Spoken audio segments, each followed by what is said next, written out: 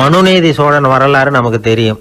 அது மாதிரி நீதி தவறாத ஆட்சியாளர்கள் பல பேர் இருந்திருக்கிறாங்க இந்த உலகத்துல. ஹசரத் உமர் பின் கத்தாப் அப்படின்னு ஒருத்தர், இஸ்லாத்தின் 2வது கலீஃபா இவர். அவருடைய ஆட்சி காலத்துல நடந்த ஒரு நிகழ்ச்சி. இந்த மன்னருக்கு ஒரு மகன், அவர் பேரு அபு ஷஹ்மா. அந்த மிசர் நாட்டு கவர்னர் அமர் பின் ஆஸ், அந்த மன்னருடைய மகன் கவர்னர் அவர்களுடைய கவனிப்புல இருந்தார். அந்த சமயத்துல ஒரு நாள் அவர் மதுபானா இருந்தனர். கவர்னருக்கு தெரிஞ்சு போச்சு. அவருக்கு தர்ம சங்கடமா போட்டுது. அவர் செஞ்சது மன்னருடைய மகன். கவர்னர் யோசனை பண்ணார். அவர் மெதுவா தன்னுடைய வீட்டுக்கு அழைச்சிட்டு வந்தார். அதிகமா அவரை கஷ்டப்படுத்தாம ஒரு சின்ன தண்டனை கொடுத்து பிரச்சனையை தீர்த்துட்டார். ஏதோ பேருக்கு ஒரு தண்டனை, அவ்வளவுதான். இது நடந்து கொஞ்ச நாள் கழிச்சு மன்னருக்கு இந்த விஷயம் தெரிஞ்சு போச்சு. தன்னுடைய மகன்கிறதுனால கவர்னர் லேசான தண்டனையோட விட்டுட்டார் அப்படிங்கறத புரிஞ்சுக்கிட்டார். உடனே கவர்னருக்கு தகவல் அனுப்பினார். அமர் பின் ஆஸ் அவர்களே, என்னுடைய மகன் மதுபான அருந்தி இருக்கிறான். அது உங்களுக்கு தெரிஞ்ச உடனே தண்டனை கொடுத்திருக்கிறீங்க. கலீஃபாவின் மகன்கிற காரணத்தினால குறைவான தண்டனையை கொடுத்ததாக கேள்விப்படுறேன். இது ஷரியத்தின்படி மாபெரும் குற்றம். உங்களுடைய நடத்தையும் மன்னிக்க கூடியதல்ல. இந்த கடிதம் கண்ட உடனே மகன் அபு ஷஹ்மாவை மதீனாவுக்கு அனுப்பி வைக்க வேண்டியது அப்படின்னு கடிதம் எழுதினார். அதை பார்த்தார் கவர்னர். உடனே கலீஃபாவின் மகனை மதீனாவுக்கு அனுப்பி வச்சார். மன்னர் முன்னாடி நீதி விசாரணை நடக்குது. தன்னுடைய மகனுக்கு சவுக்கடி வழங்கும்படியா உத்தரவிடுறார் ஹசரத் உமர் பின் கத்தாப். தண்டனை நிறைவேற்றப்பட்டது. கூடியிருந்தவர்கள்லாம் ஐயா கொஞ்சம் கருணை காட்டுங்க அப்படின்னு சொல்லி மன்னர் கிட்ட வேண்டிக்கிட்டாங்களாம். இந்த வேண்டுகோளை மன்னர் ஏத்துக்கல. நீதியின் முன்னால் தந்தை மகன் அன்பு நேசம் உறவு இந்த முறைகளை எல்லாம் கவனிக்க முடியாது. குற்றம் செஞ்சவர் தண்டிக்கப்பட வேண்டியவர், அவர் யாரா இருந்தாலும் சரி அப்படின்னாராம். எல்லா ஆட்சியாளர்களுமே கவனிக்க வேண்டிய ஒரு செய்தி இது. அவர் ஒரு நாள் தன்னுடைய அரசாங்க கணக்கு வழக்குகளை பார்த்துட்டு இருக்கிறார். அந்த சமயத்துல அவரை பார்க்க ஒரு பெரிய மனிதர் வந்தார். இவர் தன்னுடைய சொந்த வேலை காரணமா வந்திருக்கிறார் அப்படிங்கறத அவர் புரிஞ்சுக்கிட்டார். உடனே அது வரைக்கும் எரிஞ்சுகிட்டு இருந்த விளக்க அணைச்சிட்டு இன்னொரு விளக்க ஏற்றி வச்சுக்கிட்டாராம். இந்த செயலுக்கு என்ன காரணம்னு கேட்டிருக்கிறார் வந்தவர். இதுக்கு அவரு சொன்னார், ஐயா நீங்க வந்த போது இங்க எரிஞ்சுகிட்டு இருந்தது அரசாங்க விளக்கு, இப்ப எரியறது சொந்த விளக்கு. சொந்த விஷயங்களை பேசுறப்போ அரசாங்க பணத்தை செலவு பண்ணக்கூடாது, அதனாலதான் விளக்க மாத்தினேன் அப்படின்னாராம். இப்படிலாம் பல பேர் இந்த உலகத்துல இருந்திருக்கிறாங்க. ஆனா இப்ப எல்லாம் பல பேர் அப்படி இருக்கிறது இல்ல. ஒருத்தர் அப்படிதான் அரசாங்க விஷயங்களை பார்த்துக்கிட்டு உட்கார்ந்து இருக்கிறார். அந்த சமயத்துல ஒரு பெரிய தொழில் அதிபர் அவரை பார்க்க வந்திருக்கிறார். இவரு சடார்னு எழுந்திருச்சு எரிஞ்சுகிட்டு இருந்த விளக்க அணைச்சுட்டார். எங்கும் ஒரே இருட்டு. ஏன் விளக்க அணைச்சுட்டீங்கன்னு கேட்டிருக்கிறார் வந்தவர். இங்க நடக்கிறது மத்தவங்க கண்ணுல பற்றக்கூடாது அப்படிங்கறதுக்காக தான் விளக்க அணைச்சேன். நீங்க கொண்டு வந்திருக்கிறத அப்படி ஒரு ஓரமா வச்சுட்டு போடுங்க, அதுக்கப்புறமா விளக்க போட்டு நான் எடுத்துக்கிறேன் அப்படின்னாரா இவர். ஒரு ஊர்ல ஒரு பெரியவர் இருந்தார். அவரு ஒரு கோடீஸ்வரர். நிறைய நல்ல காரியங்கள்லாம் செஞ்சுக்கிட்டு இருந்தார். அவரை தேடி நிறைய பேர் வருவாங்க.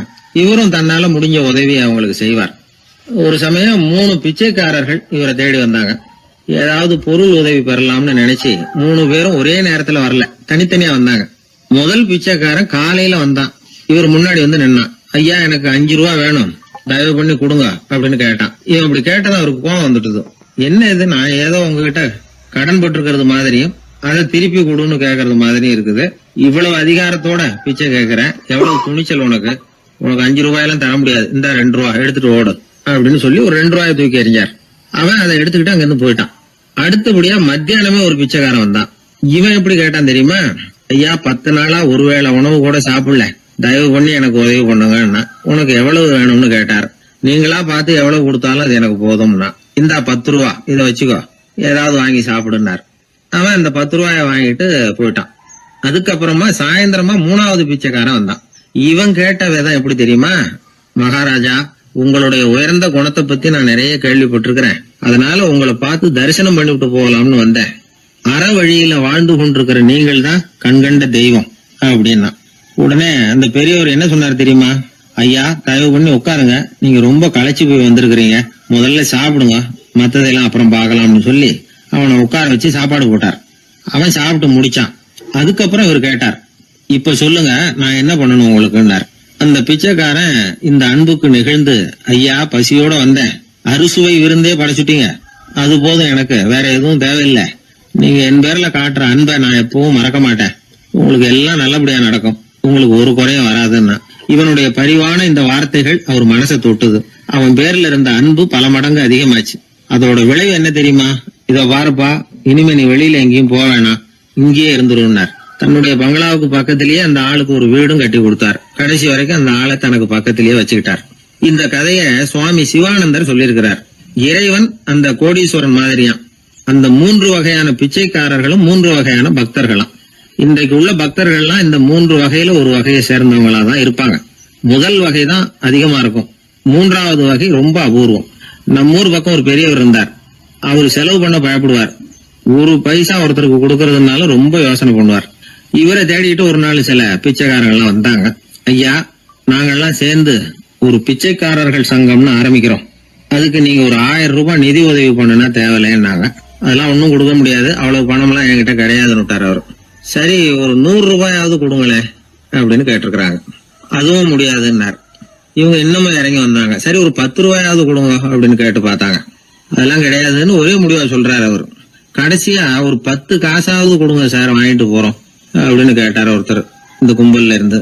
அது கூட என்கிட்ட கிடையாதுன்னு ரொம்ப துல்லியமா சொல்லிவிட்டாரு அந்த பெரிய மனிதர். அதாவது எதுவுமே கொடுக்க முடியாது, நீங்க போயிட்டு வாங்கன்னு விட்டார். அப்போ இந்த கும்பல்ல இருந்து ஒருத்தர் சொன்னார், சரி நீங்க எதுவுமே தர முடியாதுங்கிறீங்க, அப்படின்னா ஒண்ணு செய்யுங்களேன்னாங்க. என்ன செய்யணும்னார். பேசாம நீங்களும் எங்க சங்கத்துல ஒரு மெம்பரா சேர்ந்துருங்க அப்படின்னாங்களாம். இப்படி இருக்கிற மனிதர்கள் அதிகம். அதனால இந்த 3 பிச்சைக்காரர்கள் அப்படிங்கிற இந்த கதையிலிருந்து நாம புரிந்து கொள்ள வேண்டியது, எப்படி பேசணும், எப்படி பக்தி செலுத்தணும், எப்படி இந்த உலகத்துல வாழணும் அப்படிங்கிற கருத்து பூராவும் இந்த அறவுரையிலிருந்து நாம புரிந்து கொள்ளலாம். ஒரு சாலையில போக்குவரத்து நெரிசல், ஒருத்தர் அடிபட்டு கிடக்கிறார். கூட்டத்துல ஒருத்தர் கத்துறார், உடனே ஆம்புலன்ஸுக்கு போன் பண்ணுங்க அப்படின்னு. ஒருத்தர் ஓடி போய் தகவல் கொடுக்கிறார். கொஞ்ச நேரத்துல ஆம்புலன்ஸ் வருது. அடிபட்டவரை கொண்டுட்டு போய் ஆஸ்பத்திரியில சேர்க்குது. அங்க அவசர வைத்தியம், அவர் பொழைச்சுக்கிறார். ஆம்புலன்ஸுங்கிற ஒரு வசதி இல்லைன்னா அவரை அவ்வளவு சீக்கிரத்துல ஆஸ்பத்திரிக்கு கொண்டுட்டு போக முடியுமா? ஆபத்துக்கு உதவுகிற நண்பர் மாதிரி இந்த ஆம்புலன்ஸ். அந்த காலத்துல போர்கள் அதிகம், அதுல அடிபடுறவங்களும் அதிகம். அடிபட்டு கிடக்கிற போர் வீரர்களை அவசரமா மருத்துவர்கிட்ட கொண்டுட்டு போகணும். எப்படி கொண்டுட்டு போறது? ஒரு கனமான துணிய தூளி மாதிரி கட்டுவாங்க. குழந்தைகளை தூங்க வைக்கிறதுக்காக துணியில தொட்டில் கட்டுறோம்ல, அது மாதிரி அந்த தூளியில அடிபட்டவங்களை படுக்க வைப்பாங்க. அப்படியே தூக்கிட்டு போவாங்க. அதுக்கப்புறம் தான் மருத்துவ சிகிச்சை. இதுதான் ஆரம்ப காலத்துல நடந்துகிட்டு இருந்தது. இதுல என்ன ஒரு சிரமம்னா, அவசரமா கொண்டுட்டு போய் சேர்க்க முடியாது.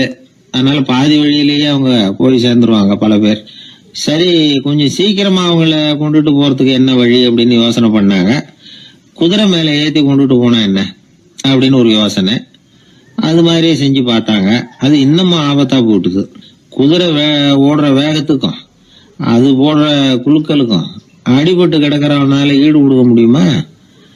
அலுங்காம குலுங்காம கொண்டுட்டு போக வேண்டிய விஷயம் இல்லை இது.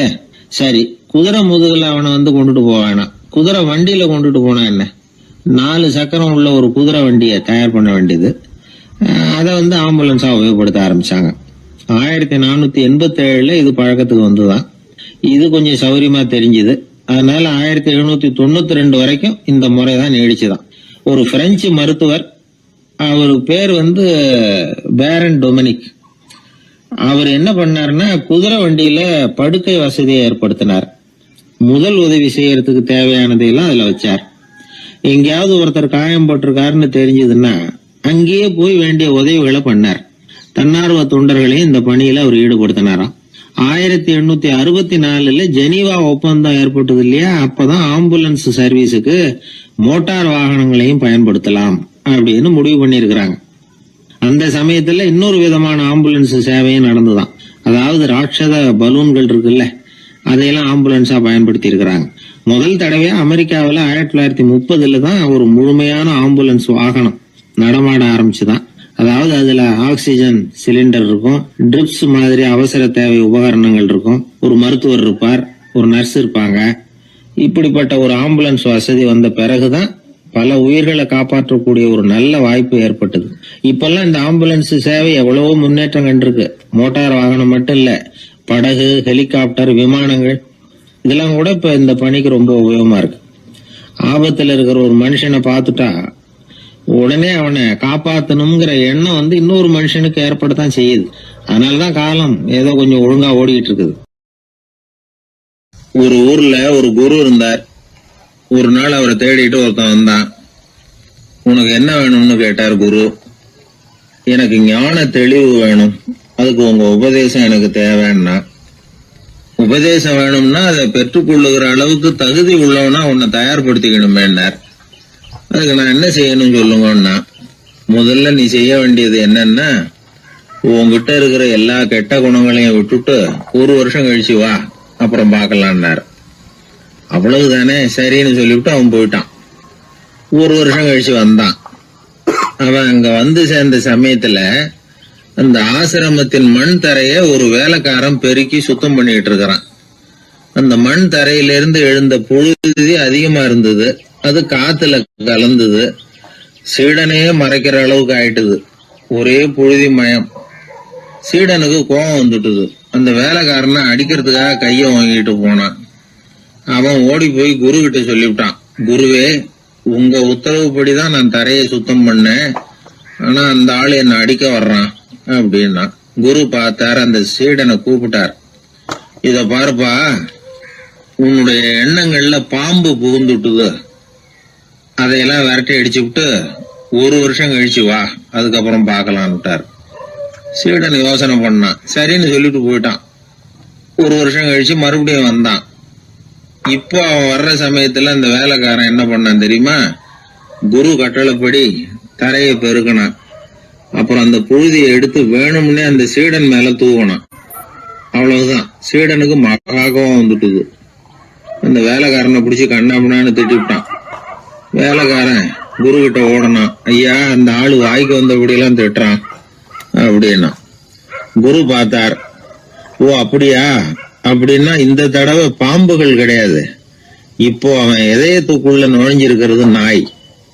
அதை விரட்டி அடிச்சு விட்டு இன்னும் ஒரு வருஷம் கழிச்சு அவனை வர சொல், அப்புறம் பார்க்கலாம் அப்படின்னு சொல்லி அனுப்பி வச்சுட்டார். சீடன் திரும்பி போயிட்டான். 1 வருஷம் கழிச்சு மறுபடியும் வந்தான். இப்போ அவன் வர்றப்போ என்ன செய்யணுங்கிறத அந்த வேலைக்காரங்கிட்ட குரு ஏற்கனவே சொல்லி வச்சிருக்கிறார். அது பிரகாரமே அவன் பண்ணனான். அவன் என்ன செஞ்சான் தெரியுமா? கூட்டி பெருக்கின புழுதியை எல்லாம் ஒரு வாளி தண்ணியில போட்டு நல்லா கலக்கி அந்த சீடன் தலையில ஊத்தினான். இவ்வளவு செஞ்சும் இந்த தடவை அவனுக்கு கோபமே வரல. அதுக்கு பதிலா அவனை பார்த்து நன்றின்னா. எதுக்கு நன்றி தெரியுமா? எதையும் சகிச்சுக்கிட்டு அமைதியா இருக்கும் குணத்தை கற்றுக்கொள்வதற்கு உதவியா இருந்ததுக்காக அந்த வேலைக்காரனுக்கு நன்றி. இத கேள்விப்பட்ட உடனே அந்த குரு ஓடி வந்தார். இவனை கட்டி பிடிச்சுக்கிட்டார்.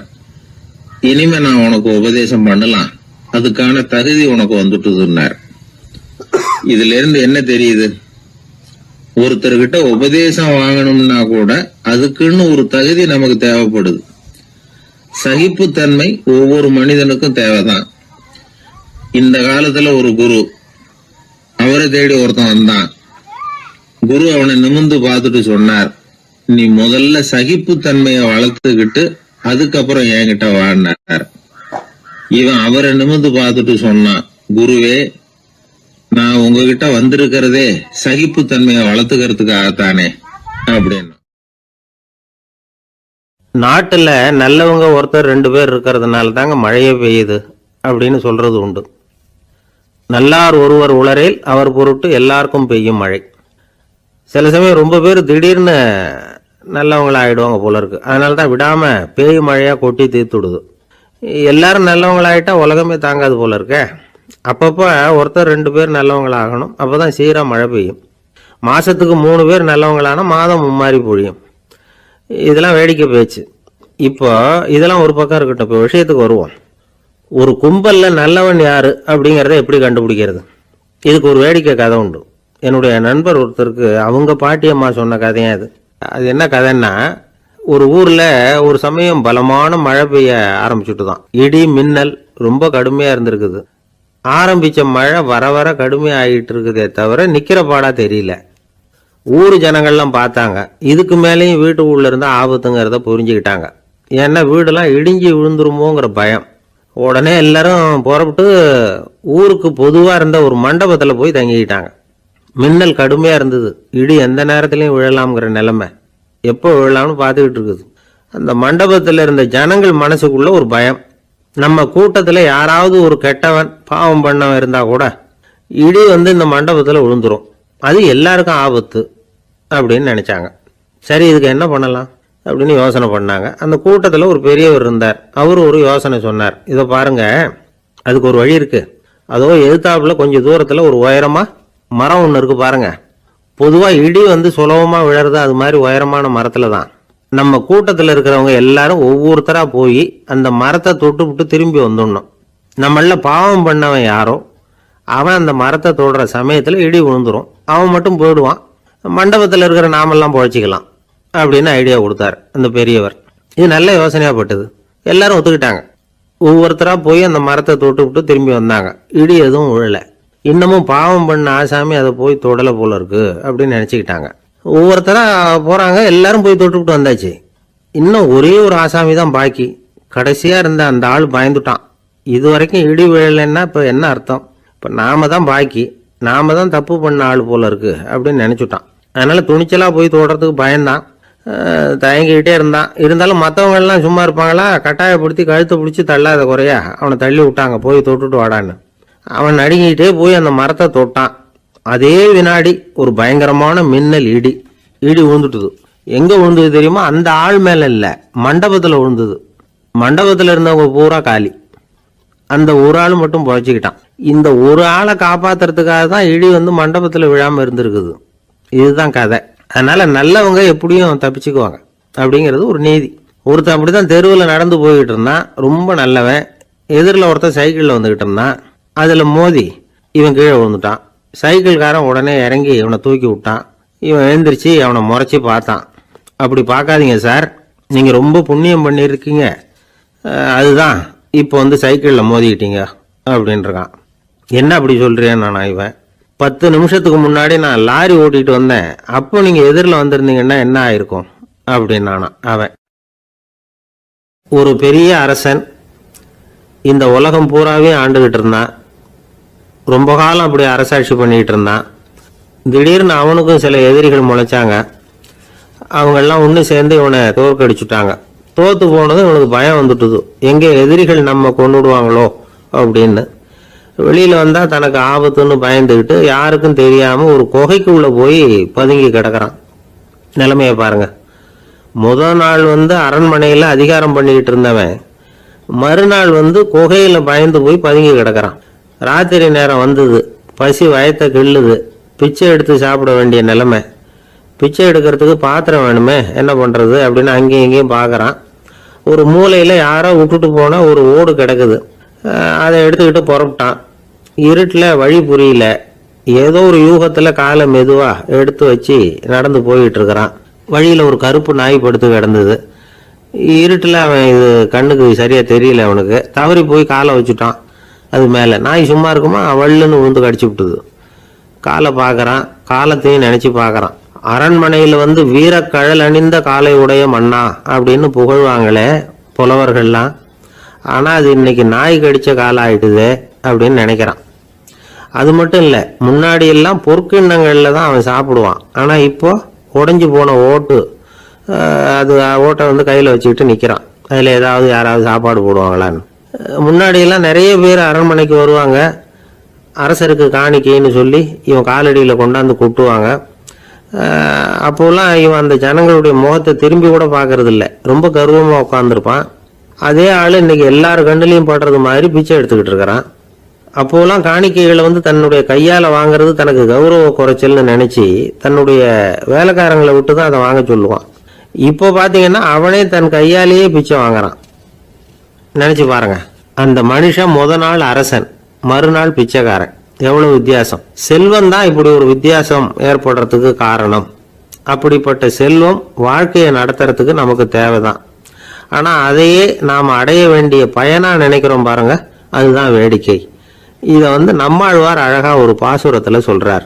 ஒரு நாயகமாய் ஓட உலகுடன் ஆண்டவர், கருணாய் கவர்ந்த காலர், சிதைகிய பானையர், பெருநாடு காண இம்மையிலே பிச்சைதாம் கொள்வர், திருநாரணன் தாழ் காலம் பெற சிந்தித்து உய்மினோ அப்படிங்கிறார் நம்மாழ்வார். ஒரு பெரிய பணக்காரர் ஒரு துறவிகிட்ட போய், சாமி என்கிட்ட நிறைய பணம் இருக்கு, இருந்தாலும் நிம்மதி இல்லை, என்னால நிம்மதியா இருக்க முடியல, என்ன காரணம்னு கேட்டாராம். உடனே அந்த துறவி இதுக்கு நேரடியா பதில் சொல்லாம பக்கத்துல நின்றுகிட்டு இருந்த ஒரு குழந்தைய கூப்பிட்டார். அது ஓடியாந்தது. ஒரு ஆப்பிள் பழத்தை எடுத்து அது கையில கொடுத்தார். அதை வாங்கிக்கிட்டு குழந்தை சிரிச்சுது. இன்னொரு பழத்தை எடுத்து கொடுத்தார். அதை இன்னொரு கையில வாங்கிட்டு சிரிச்சுது. 3வது ஆப்பிளை எடுத்து கொடுத்தார். 2 பழத்தையும் நெஞ்சில் அணைச்சிக்கிட்டு 3வது பழத்தையும் வாங்குறதுக்கு முயற்சி பண்ணிச்சு.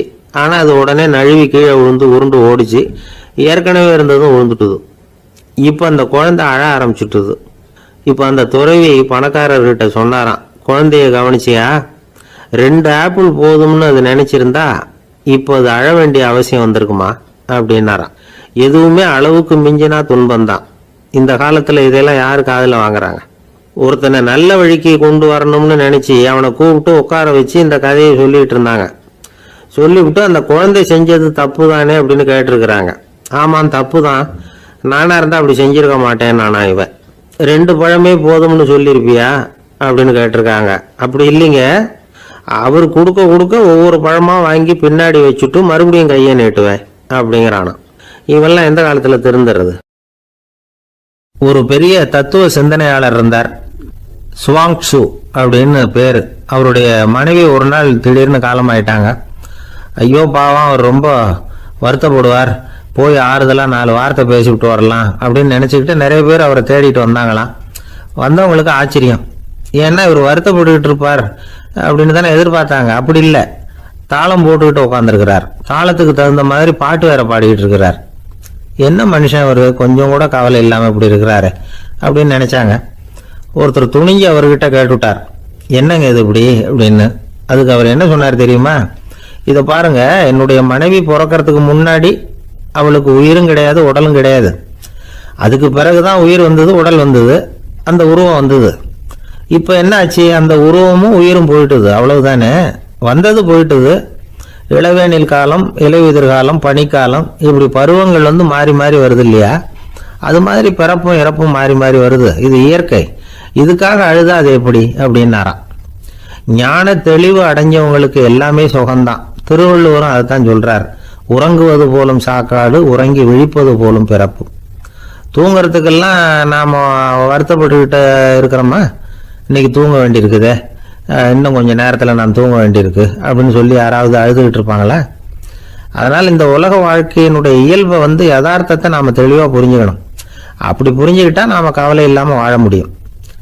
ஒரு வயசான தாத்தா பாட்டி 60 வருஷத்துக்கு முன்னாடி அவங்களுக்கு கல்யாணம் ஆச்சு. ஒன்றாவே வாழ்ந்தாங்க, ஒன்றாவே இறந்து போனாங்க. இப்போ அவங்க 2 பேரும் சொர்க்கத்துக்கு போய் சேர்ந்தாங்க. அங்கே எல்லா வசதியும் இருந்தது. ஒரு பெரிய பங்களாவே இவங்களுக்கு ஒதுக்கி கொடுத்தாங்களாம். இதுக்கு எவ்வளவு வாடகைன்னு கேட்டார் தாத்தா. வாடகையெல்லாம் கிடையாது, இலவசம் அப்படின்னார் அங்கே இருந்தவர். அந்த வீட்டுக்கு பின்னாடி ஒரு பெரிய புல்வெளி இருந்தது. இதில் விளையாட ஏதாவது கட்டணம் உண்டான்னு கேட்டிருக்கார் தாத்தா. அதெல்லாம் ஒன்றும் கிடையாது, பணம்லாம் கட்ட வேண்டியதில்லை அப்படின்னார் அவர். பக்கத்தில் ஹோட்டல் மாதிரி ஒரு பெரிய கட்டடம், உள்ள சாப்பாட்டு மேஜைகள், அது மேலே விதவிதமான பலகாரங்கள். சாப்பாட்டுக்கெல்லாம் எவ்வளவு அப்படின்னு விசாரிச்சாராம் தாத்தா. அதுதான் சொன்னேனே, இங்கே எல்லாமே இலவசம்தான், எது வேணும்னாலும் சாப்பிட்லாம், எவ்வளவு வேணும்னாலும் சாப்பிட்லாம் அப்படின்னாரா. நீங்கள் சொல்கிறீங்க அப்படி, ஆனால் நான் சர்க்கரை சேர்த்துக்கக்கூடாது, உப்பு சேர்த்துக்கக்கூடாது, பாட்டி கையால் எப்பவும் பத்திய சாப்பாடு தான் அப்படின்னாராம் தாத்தா. இதை பாருங்க, இங்கே உங்களுக்கு அந்த கவலையும் வேண்டியதில்லை. இங்கே நீங்கள் ஸ்வீட்டு சாப்பிட்லாம், காரம் சாப்பிட்லாம், உங்களுக்கு எந்த நோயும் வராது அப்படின்னாராம் அங்கே சொர்க்கத்தில் இருந்தவர். இதை கேட்ட உடனே அந்த தாத்தா பக்கத்தில் நின்ன பாட்டியை பார்த்து கத்தினாராம், அடி பாவி, எல்லாத்தையும் கெடுத்துட்டியே, நீ எனக்கு பத்திய சாப்பாடு போடாமல் கண்டதை திங்க விட்டுருந்தா 10 வருஷத்துக்கு முன்னாடியே நான் இங்கே சேர்ந்துருப்பேனே அப்படின்னாராம். ஒரு நாள் ஒரு 10-15 பள்ளிக்கூடத்து பிள்ளைங்க தேடிட்டு வந்தாங்க. உங்களை பார்த்துட்டு தான் போகணும், அதுக்காக தான் வந்திருக்கோம்னாங்க. என்ன விஷயம்னு கேட்டோம். நாங்கள்லாம் கூடி ஒரு முடிவு பண்ணியிருக்கிறோம், அதை உங்ககிட்ட சொல்லணும் அப்படின்னாங்க. அதுவும் ஒரு வாண்டு பையன் அதை சொன்னான். என்ன முடிவு அது அப்படின்னு கேட்டோம் ரொம்ப ஆர்வமாக. அதை இப்போ சொல்ல மாட்டோம், எங்களுக்கு பிடிக்கிற மாதிரி ஏதாவது ஒரு தகவல் சொன்னால் அதுக்கப்புறம் நாங்கள் அதை சொல்கிறோம் அப்படின்னா அந்த வாண்டு பையன். சரி, சின்ன பையன்கிட்ட இன்னைக்கு வசமாக மாட்டிக்கிட்டோம் அப்படின்னு நினச்சிக்கிட்டு அவங்களுக்கு தகுந்த மாதிரி ஒரு கதை சொல்ல ஆரம்பித்தோம். அது என்ன கதைன்னா, ஒரு பெரிய காடு, அதில் பலவிதமான மிருகங்கள். அந்த காட்டுக்கு ஒரு சிங்கம் தான் ராஜா. எப்பவும் காட்டுக்கு அது தானே ராஜா. ஒரு பெரிய யானைக்கு இது பொறுக்கலை.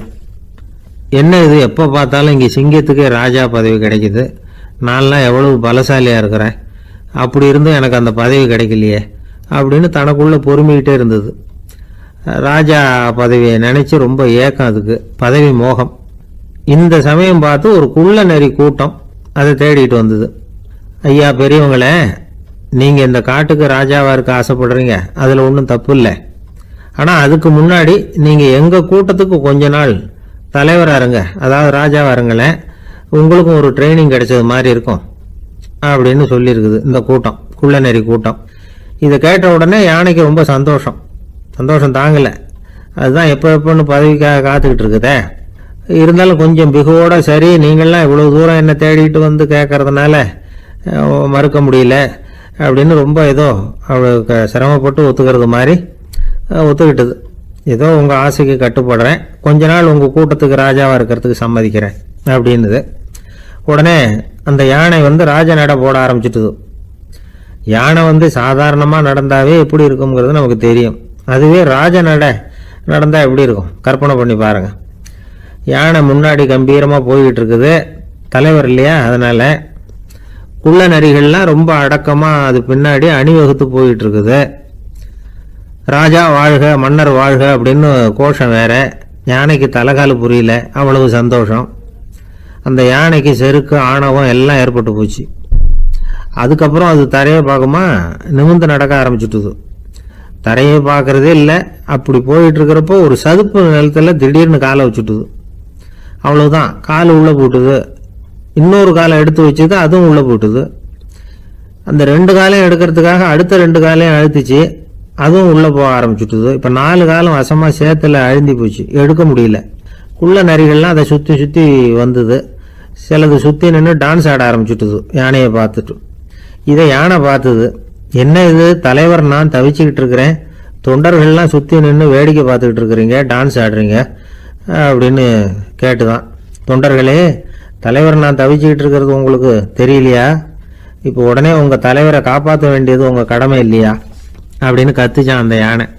குள்ள நரிகளில் ஒன்று முன்னாடி நின்று அந்த யானையை பார்த்துதான், தலைவரே எங்களுக்கு ரொம்ப நாளாக ஒரு ஆசை, அந்த ஆசையை நிறைவேற்றிக்கிறதுக்காகத்தான் உங்களை எங்கள் தலைவராக ஏற்றுக்கிறோம்னு சொன்னோம் அப்படின்னு தான். என்ன ஆசைன்னு கேட்டிருக்கு யானை. யானை கறி சாப்பிட்டு பார்க்கணுங்கிறது எங்களுக்கு ரொம்ப நாள் ஆசை, அது இன்னைக்கு தான் நிறைவேற போகுது அப்படின்னு தான் அந்த நரி. இதை கேட்ட உடனே அந்த யானை அப்படியே மூர்ச்சி ஆயிட்டு தான். நரிகள்லாம் அது மேலே ஏறி குதற ஆரம்பிச்சுட்டு தான். பதவி மேலே இருந்த பேராசை அந்த பலசாலியான யானையையே மாட்டி விட்டுட்டுது பார்த்தீங்களா அப்படின்னு சொல்லி முடித்தோம் இந்த கதையை அந்த சின்ன பிள்ளைங்க கிட்ட. சரிங்க, இப்போ நாங்கள் உங்களை தேடி வந்த விஷயம் என்னங்கிறத சொல்லவா அப்படின்னா ஒரு வாண்டு பையன். சீக்கிரம் சொல்லு தம்பி, சஸ்பென்ஸ் தாங்கலை அப்படின்னோம். அவன் மெதுவா எங்களை பார்த்து சொல்றான், எங்களுக்கு கொஞ்ச நாள் நீங்க தலைவரா இருந்தா தேவலை அப்படின்னா. ஒரு காட்டுல ஒரு முனிவர் இருந்தார். ஒரு நாள் அவரை தேடிட்டு 4 பேர் வந்தாங்க.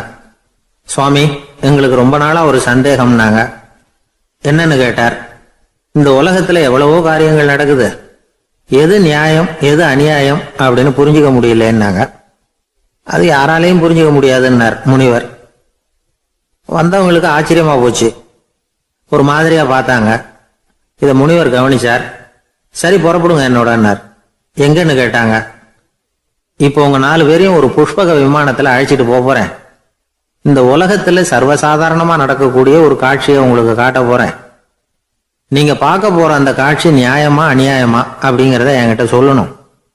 நீங்க சரியான பதில் சொன்னா புஷ்பக விமானத்துல தொடர்ந்து பிரயாணம் பண்ணலாம். தவறான பதில் சொன்னா இந்த புஷ்பக விமானம் உங்களை கீழே தள்ளி விட்டுரும் அப்படின்னார். 4 பேருக்கும் பயம்தான், இருந்தாலும் முனிவர் கூப்பிடுறாரு அப்படின்னு சொல்லி புறப்பட்டாங்க. அவங்க எல்லாரும் புறப்பட்டு ஒரு காட்டு வழியா போயிட்டு இருக்கிறாங்க புஷ்பக விமானத்துல. அங்க நடக்கிற ஒரு காட்சியை காட்டுறார் முனிவர். அதோ அங்க பாருங்கன்னார். அந்த விமானத்துல இருந்தபடியே எல்லாரும் கீழே குனிஞ்சு பாக்குறாங்க. அங்க ஒரு தாய் புலி அப்பதான் குட்டி போட்டிருக்கு. குட்டிகளை ஈன்ற உடனே பசிக்கு இறை தேடி அந்த பக்கமா வருது. அதே நேரம் ஒரு தாய் மான், அதுவும் அப்பதான் குட்டி போட்டிருக்கு. அதுவும் இதே மாதிரி குட்டிகளை ஈன்ற உடனே பசிக்கு இறை தேடி அந்த பக்கமா வருது.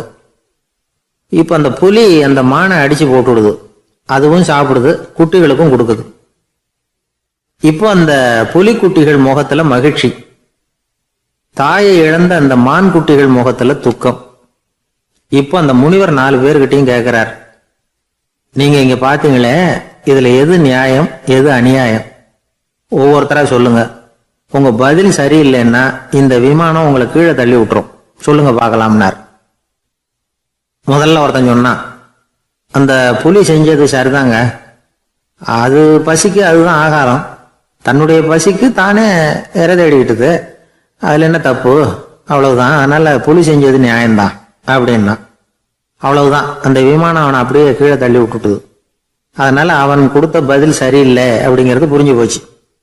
இப்ப ரெண்டாவது ஆள் சொன்னான், புலி செஞ்சது பாவம். அந்த தாய்மான் என்ன தப்பு பண்ணிச்சு? இப்ப அந்த குட்டிகளுக்கு யாரு ஆதரவு? அதனால புலி செஞ்சது அநியாயம் அப்படின்னா. அவ்வளவுதான். அவனையும் கீழே தள்ளி விட்டுடுது அந்த விமானம். இந்த பதிலும் சரியில்லை அப்படின்னு ஆயிட்டுது. இப்ப மூணாவது ஆள் வந்தான். முதல்ல 2 பேர் கீழே விழுந்ததை பார்த்துக்கிட்டு இருந்தான். அதனால அவன் சொன்னான், ரெண்டுமே நியாயம்தாங்க. புலி இறை தேடினதும் இயற்கை, அதுக்கு மான் இறையானதும் இயற்கை. அதனால இதுல ஒன்றும் தப்பு இல்லைன்னா. அவ்வளவுதான். அவனையும் அந்த விமானம் கீழே பிடிச்சி தள்ளி விட்டுது. இப்ப 4வது ஆள் வந்தான். முனிவர் கேட்டார், நீயாவது சொல்லுப்பா, இந்த செயல்ல எது நியாயம்னார். அவன் தெளிவா பதில் சொன்னான். அதாவது என்ன சொன்னான்னா, எனக்கு தெரியல அப்படின்னா. அவனை விமானம் கீழே தள்ளல, சௌரியமா அழைச்சிட்டு போட்டுது. இவனும் பிரயாணம் சௌக்கியமா பண்ணானான். ஆக இதுதான் சரியான பதிலுங்கிறத முனிவர் உணர்த்தினார். இந்த கதையிலிருந்து நாம புரிஞ்சுக்க வேண்டியது என்னன்னா, இந்த உலகத்துல எவ்வளவோ காரியங்கள் நடக்குது. அதெல்லாம் ஏன் அப்படி நடக்குதுங்கிறதுக்கு எப்பேற்பட்ட பண்டிதராலும் பதில் சொல்ல முடியாது.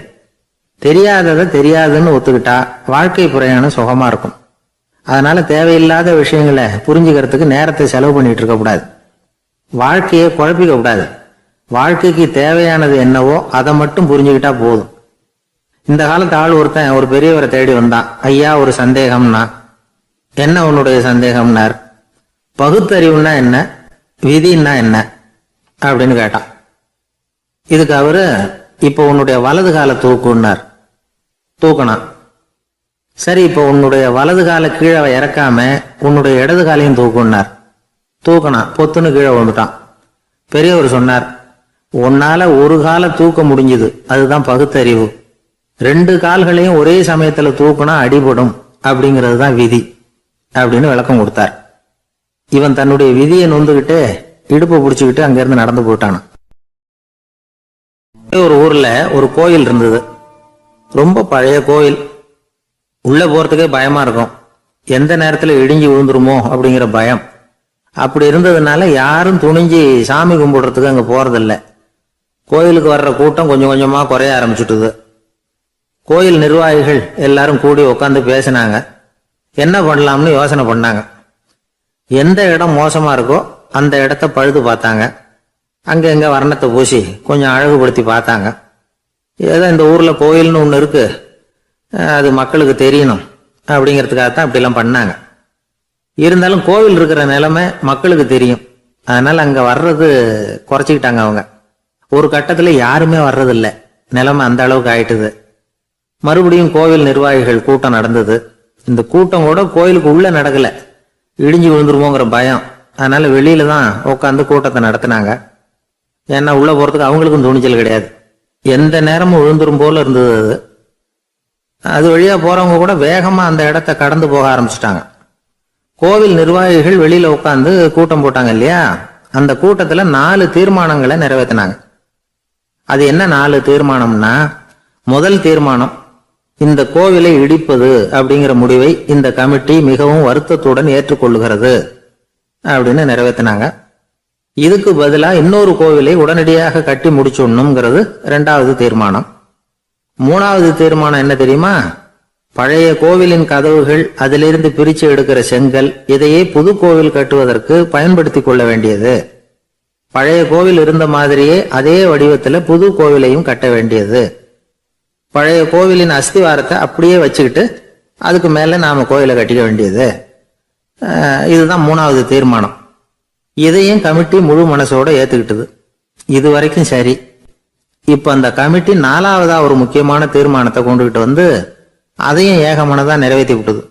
அது என்ன தீர்மானம்னா, புதிய கோவில் கட்டி முடிக்கிற வரைக்கும் பழைய கோவிலை இடிக்கிறதில்லை அப்படிங்கிற தீர்மானம். எப்படி இருக்குது பாருங்க இது. பழசை இடிக்காத வரையில அதே இடத்துல புதுசா எப்படி கட்ட முடியும்? பல விஷயங்கள்ல நாம நடந்துக்கிற முறையும் இப்படிதான் இருக்குதான். வாழ்க்கையில முன்னேறணும்னு ஆசைப்படுவோம். அதே நேரத்துல அந்த முன்னேற்றத்துக்கு எது தடையா இருக்கோ அதை விட்டு விடுறதுக்கும் மனசு வராது. வெளிநாட்டுல ஒரு பெரிய விருந்து நடந்துகிட்டு இருந்துதான். எல்லாரும் மது கோப்பையும் கையுமா அலைஞ்சுகிட்டு இருக்கிறாங்க. ஒருத்தர் மட்டும் கையில எதுவும் இல்லாம ரொம்ப நல்ல பிள்ளையா சாதுவா ஒரு ஓரமா தனியா உட்கார்ந்துருக்கிறார். அவர்கிட்ட நெருங்கி வாங்க மது சாப்பிடலாம் அப்படின்னு கூப்பிட்டாங்களாம். என்ன வற்புறுத்தாதீங்க, நான் என் மனசுக்குள்ள உறுதியா தீர்மானம் பண்ணிவிட்டேன் அப்படின்னாராம். என்ன தீர்மானம் பண்ணிருக்கீங்க அப்படின்னு கேட்டிருக்காங்க. ஏற்கனவே முழு போதையில் இருக்கும் பொழுது மறுபடியும் மது கோப்பையை தொடறதில்லை அப்படின்னு தீர்மானம் பண்ணிருக்கேன் அப்படின்னாராம். ஒரு ஊர்ல ஒரு பெரியவர் இருந்தார். ஒரு நாள் அவரை தேடி ஒருத்தர் வந்தார். ஐயா, நான் கடவுளை பரிபூர்ணமா நம்புறேன் அப்படின்னார். சரி, அந்த நம்பிக்கை உனக்கு எப்படி வந்ததுன்னு கேட்டார் இவர். அவர் சொல்ல ஆரம்பிச்சார். ஐயா, எனக்கு கல்யாணம் ஆகி 10 வருஷம் ஆச்சு. ஆனாலும் குழந்தை பாக்கியம் இல்லை. அதுக்கு என்ன காரணமா இருக்கும்னு நான் யோசனை பண்ணிட்டு இருந்தப்போ நண்பர் ஒருத்தர் ஒரு ஆலோசனை சொன்னார். உனக்கு மதப்பற்று இல்லை, எந்த கடவுளையுமே நம்ப மாட்டேங்கிற, அதுதான் காரணம். கடவுளை நம்பு, உனக்கு குழந்தை பாக்கியம் கிடைக்கும் அப்படின்னார். அவர் அப்படி சொன்னாரே தவிர எனக்கு சந்தேகம்தான். இருந்தாலும் அவர் சொன்னபடியும் நடந்துதான் பார்ப்போமே அப்படின்னு முடிவு பண்ணேன். கடவுளை நம்ப ஆரம்பிச்சேன். அந்த வருஷமே அழகான ஆண் குழந்தை பிறந்தது. எல்லாம் இறைவன் அருள் அப்படின்னார். இவர் இப்படி சொன்னதை கேட்டதும் அந்த பெரியவர் சொன்னார், நீ சொல்றதெல்லாம் சரிதான். இருந்தாலும் இந்த காலத்துல எந்த ஒரு காரியமா இருந்தாலும் அதை சோதனை செஞ்சு பார்த்துட்டு தான் ஒரு முடிவுக்கு வந்து சேர முடியும். அறிவுபூர்வமான முடிவு அதுவா தான் இருக்கும். அறிவியல் சோதனைகள் அப்படித்தான். ஒரு குறிப்பிட்ட விஷயத்தை பத்தி எத்தனை தடவை சோதனை பண்ணாலும் ஒரே முடிவு தான் கிடைக்கணும். அதுதான் சரியா இருக்கும். அதனால இப்ப மறுபடியும் ஒரு சோதனைன்னார். என்ன செய்யணும் அப்படின்னு கேட்டார் இவர். கடவுள்கிட்ட ஒரு பெண் குழந்தை வேணும்னு கேளு. முதல்ல ஆண் குழந்தையை கொடுத்தது மாதிரியே இப்போ ஒரு பெண் குழந்தையையும் கொடுக்கறாரா பார்க்கலாம் அப்படின்னார். சரின்னு சொல்லி இவர் அதே மாதிரி முயற்சி பண்ணினார். அதுக்கப்புறம் அவரு இந்த பெரியவர்கிட்ட வரவே இல்லை. கொஞ்ச காலம் கழிச்சு இவரே அவரை தேடிட்டு போய் கதவை தட்டினார். அவர் கதவை திறந்தார். என்ன ஆச்சு, கடவுள் கண் திறந்தாரா அப்படின்னு கேட்டார். அவரு, அந்த சமாச்சாரம்லாம் நமக்கு வேணாம் சார். முதல் தடவை அது ஏதோ தற்செயலா ஏற்பட்ட ஒரு சாதகம். இப்ப நீங்க 2வது தடவை சொன்ன பிறகு தினமும் கடவுளை வேண்டிக்கிட்டு தான் இருக்கிறேன், ஒன்னும் நடக்கல அப்படின்னார் ரொம்ப விரக்தியா. ஒரே ஒரு தோல்வியில உங்க நம்பிக்கையெல்லாம் பறந்து போயிடுது பாத்தீங்களா அப்படின்னார் அந்த பெரியவர். எல்லாம் நல்ல விதமா நடக்கிற வரைக்கும் நம்பிக்கை, எதிர்பார்த்தது தோல்வியில முடிஞ்சுட்டுதுன்னா அவநம்பிக்கை. மற்றவர்கள் பேர்ல வைக்கிற நம்பிக்கை எந்த நேரத்திலையும் விவகாரமாகி விடக்கூடிய சாத்தியம் உண்டு. நாம நம்பிக்கை வைக்க வேண்டியது நம்ம கிட்ட தான். நமக்குள்ள இருக்கிறார் கடவுள். எனவே நம்ம பேர்ல நாம வைக்கிற நம்பிக்கை தான் உண்மையான கடவுள் பக்தி. நிபந்தனையற்ற நம்பிக்கையா அது இருக்கணும். எல்லாம் நல்லபடியா நடந்துகிட்டு இருந்தா எந்த முட்டாளுக்கும் நம்பிக்கை வரத்தான் செய்யும் அப்படிங்கிறது ஒரு பெரிய ஒரு கருத்து. தியானத்தின் மூலமா தான் உனக்குள்ள ஆழமா தோண்டுனா உன்னுடைய அடி ஆழத்துல நம்பிக்கை வந்து அப்படி ஊற்றெடுக்கும், அதை பார்க்க முடியும் அப்படிங்கிறது பெரியவர்கள் சிந்தனை. ஒரு குழந்தை அப்பாவை பார்த்து என்னப்பா பண்றேன்னு கேட்டுதான். பிரார்த்தனை பண்ணிட்டு இருக்கிறேன்னாராம் அப்பா. பிரார்த்தனை பண்ணுனா என்ன கிடைக்கும் அப்படின்னு கேட்டுதான் குழந்தை. எல்லாம் கிடைக்கும் அப்படின்னாராம் அப்பா. நீ வச்சிருக்கிறிய பேனா அது கூட கிடைக்குமான்னு கேட்டுதான் குழந்தை. ஓ, கிடைக்குமேன்னு இருக்கார். அப்படின்னா அந்த பேனாவை என்கிட்ட கொடுத்துரு, நீ பிரார்த்தனை பண்ணி வேற பேனா வாங்கிக்கோ அப்படின்னு தான் அந்த குழந்தை. ஒரு வயசான பாட்டியும் தாத்தாவும் ஒரு பூங்காவில் உட்காந்து பேசிக்கிட்டு இருக்கிறாங்க. அவங்களுக்கு கல்யாணம் ஆகி 53 வருஷம் ஆச்சு. பிள்ளைங்கள்லாம் படிச்சு பெரிய பெரிய வேலையில இருக்கிறாங்க. பேரன் பேத்திகளும் நல்ல நிலைமையில இருக்கிறாங்க. இந்த தாத்தாவும் பாட்டியும் சிரிச்சு பேசிக்கிட்டு இருந்தத ஒரு பெரியவர் பார்த்தார். அவருக்கு ஆச்சரியமா இருந்தது. இந்த வயசுலயும் இவ்வளவு அந்யோன்யமா இவங்க பேசிக்கிட்டு இருக்கிறாங்களே அப்படின்னு நினைச்சார். சரி, நேரிலேயே கேட்டுருவோமே அப்படின்னு நினைச்சிட்டு கிட்ட போனார். உங்க மன வாழ்க்கையின் வெற்றிக்கான ரகசியம் என்ன அப்படின்னு கேட்டார். இதை கேட்டதும் அந்த தாத்தா சிரிச்சுக்கிட்டே பாட்டியை பார்த்தாராம். அதுக்கப்புறம் சொன்னாராம், நான் இந்த அம்மாவை கல்யாணம் பண்ணிட்டதுக்கும் எங்களுடைய இல்வாழ்க்கை இவ்வளவு நாளா பலம் குறையாம மகிழ்ச்சியா இருக்கிறதுக்கும் காரணம் ஒண்ணுதான். அது என்ன காரணம்னா, எங்களுக்கு இடையில பொதுவா நிறைய குறைகள் உண்டு, அதுதான் காரணம் அப்படின்னாராம். அவர் சொல்றது சரிதான் அப்படிங்கிறது மாதிரியே அந்த பாட்டியும் அவரை நிமிர்ந்து பார்த்தாங்களாம். இந்த பெரியவர் மறுபடியும் அந்த பாட்டியை பார்த்து அதே கேள்வியை கேட்டிருக்கார்.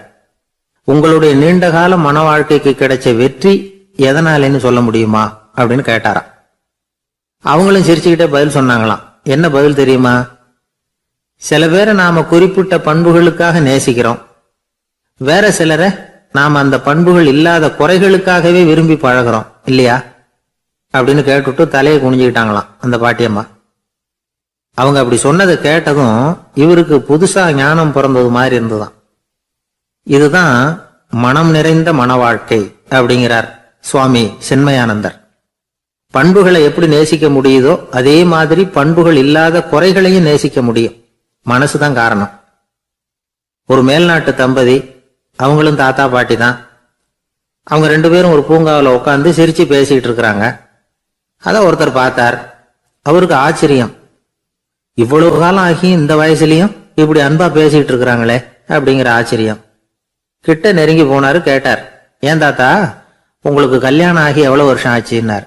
55 வருஷம் ஆச்சுன்னாராம் அவரு. இன்னமும் இவ்வளவு சந்தோஷமா இருக்கிறீங்களே, அதுக்கு என்ன காரணம்னு கேட்டிருக்கார். அதுக்கு என்ன காரணம்னா, இதுவரைக்கும் எங்களுக்குள்ள சண்டையே வந்ததில்லை அப்படின்னாராம். அது எப்படி முடியும்னு கேட்டிருக்கார் இவர் ஆச்சரியமா. அந்த தாத்தா சொல்ல ஆரம்பிச்சாராம், பாருப்பா, எங்களுக்கு கல்யாணம் ஆன புதுசுல நானும் என்னுடைய மனைவியும் ஒரு குதிரை மேல ஏறி ஒரு காட்டு வழியா போய்கிட்டு இருந்தோம். கொஞ்ச தூரம் போனதும் அந்த குதிரை எடக்கு பண்ணிச்சு. நான் உடனே கீழே இறங்கி அந்த குதிரையை பார்த்து, இது உனக்கு முதல் தடவை அப்படின்னு மிரட்டலா சொல்லிவிட்டு ஏறி உட்கார்ந்தேன். மறுபடியும் போனோம். கொஞ்ச தூரம் குதிரை நல்லபடியா நடந்து போச்சு. மறுபடியும் எடக்கு பண்ண ஆரம்பிச்சுட்டுது. நான் கீழே இறங்கினேன். கையில இருந்த சாட்டையால ஓங்கி ஒரு அடி கொடுத்தேன். இது உனக்கு 2வது தடவை அப்படின்னு சொல்லிவிட்டு ஏறி உட்கார்ந்தேன். மறுபடியும் குதிரை கொஞ்ச தூரம் நல்ல விதமா நடந்து போச்சு. அப்புறமும் எடக்கு பண்ண ஆரம்பிச்சுட்டுது. அந்த சமயத்துல ஒரு ஆற்று பாலத்தை கடந்து போயிட்டு இருக்கிறோம். நான் கீழே இறங்கினேன். என்னுடைய மனைவியையும் கீழே இறங்க சொன்னேன். அந்த குதிரையை பிடிச்சி அப்படியே ஆத்துல தள்ளி விட்டுட்டேன். தள்ளி விட்டுட்டு, இது உனக்கு கடைசி தடவை அப்படின்னு சொன்னேன். அதை பார்த்ததும் என் மனைவி பதறி போயிட்டாங்க. போய், ஐயோ பாவம், என்ன இப்படி பண்ணிவிட்டீங்க, உங்களுக்கு மனசுல கொஞ்சம் கூட இறக்கமே இல்லையா அப்படின்னாங்க. நான் மெதுவா இவங்க பக்கம் திரும்பி, இது உனக்கு முதல் தடவை அப்படின்னு. அவ்வளவுதான், அன்னையில இருந்து இன்னைய வரைக்கும் ஒரு நாள் கூட எங்களுக்குள்ள சண்டையே வந்ததில்லை அப்படின்னு விளக்கம் கொடுத்தார் அந்த தாத்தா. ஒரு ஆளு வேகமா நடந்து போய்கிட்டு இருந்தான். அவன் வேகமா நடக்கிறதுக்கு காரணம் வெயில் காலம், காலில் செருப்பு இல்லை, மணல் பாதை, அதுதான் வேகம். காலில் செருப்பும் இல்லாம கையில குடையும் இல்லாம அந்த ஆளு வெயில்ல நடந்து போய்கிட்டு இருக்கிறான். அந்த சமயத்துல இன்னொருத்தன் குதிரை மேல ஏறி அந்த வழியா வந்துகிட்டு இருக்கிறான். அவன் காலில் செருப்பும் இருந்தது, கையில குடையும் இருந்தது. நடந்து போய்கிட்டு இருந்தவன் அந்த குதிரை ஆசாமியை பார்த்து கேட்டான், ஐயா, நீங்களும் குதிரை மேல உட்காந்துக்கிட்டு போய்கிட்டு இருக்கிறீங்க, அப்படி இருக்கிறப்போ உங்களுக்கு அந்த செருப்பு என்னத்துக்கு, அதை எனக்கு கொடுத்து உதவலாமே அப்படின்னா. குதிரை மேல உட்காந்துருந்தவன் யோசனை பண்ணி பார்த்தான். இவன் சொல்றதும் நியாயம்தானே அப்படின்னு சொல்லி தன்னுடைய செருப்பை கழட்டி அந்த வழிபோக்கனுக்கு கொடுத்துட்டான். ரொம்ப நல்லதுங்க அப்படின்னு சொல்லி இவன் அதை வாங்கி காலில் மாட்டிக்கிட்டான். அதுக்கப்புறம் மறுபடியும் இவன் ஆரம்பிச்சான், ஐயா, நீங்க குதிரையில போறதுனால போக வேண்டிய இடத்துக்கு வேகமா போய் சேர்ந்துருவீங்க, அதனால உங்க கையில அந்த குடை என்னத்துக்கு, நான் நடந்து போயிட்டு இருக்கிறவன் ரொம்ப நேரம் நடக்க வேண்டியிருக்கும் இந்த வெயில்ல, அதனால அந்த குடையையும் எனக்கு கொடுங்களேன் அப்படின்னா. குதிரை வீரன் யோசனை பண்ணி பார்த்தான். இதுவும் நியாயம்தானே அப்படின்னு அவனுக்கு தோணுச்சு. உடனே இறக்கப்பட்டு தன் காலில் இருந்த செருப்பை கொடுத்தது மாதிரியே தன் கையில் இருந்த கொடையையும் இவங்கிட்ட கொடுத்துட்டான். அதுக்கப்புறம் அவன் நிம்மதியா புறப்பட்டான். இப்ப மறுபடியும் கை தட்டி அவனை நிறுத்தினான். கீழே நின்றுட்டு இருந்தவன், என்னப்பா ஏன் என்ன நிறுத்தின, இன்னும் ஏதாவது வேணுமா உனக்கு அப்படின்னா குதிரையில இருந்தவன். இவன் மெதுவா வாயை திறந்து, அந்த குதிரையையும் என்கிட்ட கொடுத்துருங்களேன்னா. அந்த குதிரை வீரன் இப்போ ஒரு கணம் யோசனை பண்ணி பார்த்தான். உடனே என்ன பண்ணான் தெரியுமா, தன்கிட்ட இருந்த குதிரை சவுக்கை எடுத்தான். குதிரை சவுக்கால அந்த ஆளை வாங்குவாங்கன்னு வீசி தள்ளிவிட்டான். இவ்வளவு சவுக்கடியும் வாங்கிட்டு இந்த ஆள் என்ன பண்ணான் தெரியுமா, சிரிக்கிறான். அடி வாங்கிட்டு யாராவது சிரிப்பாங்களா? குதிரை வீரனுக்கு ஒன்றும் புரியல. என்னப்பா அது, ஏன் இப்படி அடி வாங்கிட்டு இப்படி சிரிக்கிறியே அப்படின்னு கேட்டான். இப்ப அந்த வழிபோக்கன் சொல்றான், ஐயா, நான் இப்படி சிரிக்கிறதுக்கு காரணம் இருக்கு. இப்படி குதிரை கேட்டு உங்ககிட்ட அடி வாங்கலைன்னு வச்சுக்கோங்க, என் உயிர் உள்ள வரைக்கும் மனசுல ஒரு தவிப்பு இருந்துகிட்டே இருக்கும். செருப்பையும் கொடையையும் கேட்ட உடனே கொடுத்தவன் குதிரையையும் கேட்டிருந்தா கொடுத்துருப்பானோ அப்படிங்கிற பேராசையில ஏங்கிக்கிட்டே இருந்திருப்பேன். இப்ப உங்ககிட்ட அடி வாங்கின பிறகு என்னுடைய அந்த சந்தேகம் தீர்ந்து போச்சு. என்னுடைய ஆசைக்கு எல்லை எது அப்படிங்கறத எனக்கு புரிஞ்சுட்டுது அப்படின்னு சொல்லிவிட்டு அவன் நடக்க ஆரம்பிச்சுட்டானான். ஆசைக்கும் எல்லை உண்டு அப்படிங்கிறத விளக்கறதுக்காக வாரியார் சுவாமிகள் சொல்ற கதை இது. இந்த காலத்திலயும் ஒருத்தன் அது மாதிரி கொடை செருப்போட குதிரையில போய்கிட்டு இருந்தான். எதிரில் நடந்து வந்தவன், ஐயா உங்க கொடையை எனக்கு கொடுங்களேன்னு கேட்டான். உடனே அவன் குதிரையிலிருந்து கீழே குதிச்சு அவனை சாட்டையால் அடிக்க ஆரம்பிச்சுட்டான். இன்னொருத்தர் அந்த வழியா வந்தவர் இதை பார்த்தார். ஏன்பா அவன் கேட்டான், உன்னால முடியலன்னா இல்லைன்னு சொல்லிட வேண்டியதுதானே, அதுக்காக ஏன் இப்படி அவனை போட்டு அடிக்கிறேன்னு கேட்டார். உங்களுக்கு விவரம் புரியாது சார், காலம் ரொம்ப கெட்டு போச்சு. கேட்டதை கொடுத்தேன்னு வச்சுக்கோங்க, இந்த குதிரையே என்னோடது, அவன் திருடிக்கிட்டு போறான் அப்படின்னு என் பேர்ல புகார் கொடுக்க ஆரம்பிச்சிருவான் சார் அப்படின்னா. அது எப்படி அவ்வளவு உறுதியா சொல்றேன்னு கேட்டார் அவரு. ஏற்கனவே அது மாதிரி ஒருத்தன் பேர்ல புகார் கொடுத்துட்டு தான் இந்த குதிரையை நான் தள்ளிட்டு வந்துகிட்டு இருக்கிறேன் அப்படின்னார். ஒரு ஊர்ல ஒரு குரு இருந்தார், ஜென் குரு. அவரை தேடிட்டு ஒரு மன்னர் வந்தார். வந்தவர் ஜப்பான் மன்னர். தோட்டக்கலையை பத்தி தெரிஞ்சுட்டு போறதுக்காக அவர் வந்தார். எப்படி தோட்டம் அமைக்கிறது அப்படிங்கறத பத்தி அந்த குரு விவரமா சொல்லி கொடுத்தாரு. ஒரு நாள் 2 நாள் இல்ல, 3 வருஷம் கத்து கொடுத்தார். அதுக்கப்புறம் சொன்னார், நான் கத்து கொடுத்துட்டேன், இனிமே நீங்க போகலாம், போய் தோட்டம் அமைக்கலாம், அதுதான் உங்களுக்கு பரிசை. தோட்டம் அமைச்ச பிறகு சொல்லி அனுப்புங்க, நான் வந்து பாக்குறேன். நீங்க இங்க என்னவெல்லாம் கத்துக்கிட்டீங்களோ அதையெல்லாம் அங்க செயல்முறையில செஞ்சு காட்டுங்க அப்படின்னு சொல்லி அனுப்பி வச்சார். மன்னர் போனார். அரண்மனைக்கு பக்கத்திலேயே ஒரு பெரிய தோட்டத்தை உண்டு பண்ணினார். அழகான மரங்களையும் செடிகளையும் உருவாக்கினாரு. கிட்டத்தட்ட 1000 தோட்டக்காரர்களை பயன்படுத்தி 3 வருஷங்கள் முயற்சி பண்ணி அந்த அழகான தோட்டத்தை உருவாக்கினார். குரு கிட்ட இருந்து செய்தி வந்தது, நாளைக்கு வந்து தோட்டத்தை பாக்குறேன் அப்படின்னு. மன்னர் உடனே சுறுசுறுப்பாயிட்டார். முதல் நாளே தோட்டத்தை சுத்தப்படுத்தினார். ராத்திரி பூரா யாரும் தூங்கல. எல்லாருக்கும் தோட்டத்தை ஒழுங்குபடுத்துற வேலை. அது அந்தந்த இடத்துல ஒழுங்கா இருக்குதா அப்படின்னு சரி பார்த்தாங்க. ஒரு தவறும் இல்லாத வகையில அதை ஒழுங்குபடுத்தினாங்க. மறுநாள் குரு வந்தார், தோட்டத்தை பார்த்தார். அவருக்கு கோபம் வந்துட்டுது. மன்னருக்கு ஆச்சரியம், எப்பவும் சிரிச்சுக்கிட்டே இருக்கிறவர் இப்ப எப்படி இருக்கிறாரு அப்படின்னு. மெதுவா குரு கிட்ட போய், எல்லாம் சரியா தானே இருக்குது அப்படின்னார். எல்லாம் சரிதான், ஆனாலும் எங்கே அந்த பொன்னிற காற்று அப்படின்னார். உதிர்ந்த இலைகள், பொன் மஞ்சள் நிற இலைகள் காற்றில் அப்படி புரண்டு ஓடுவதை நான் பார்க்க முடியவில்லையே அப்படின்னாராம். அது இல்லாம இந்த தோட்டம் உயிரோட்டம் உள்ளதா இருக்காது, இதுல பாடல் இல்லை, ஆடல் இல்லை, அதெல்லாம் இல்லாம இந்த தோட்டம் ரொம்பவும் செயற்கையா தெரியுதுன்னாராம். மன்னர் இப்பதான் யோசனை பண்ணார். கீழே கிடந்த காஞ்சி போன இலைகள் மட்டும் இல்ல, மரத்துல இருந்த காஞ்சி போன இலைகளையும் அப்புறப்படுத்தி சுத்தமா வச்சிருக்கிறார்.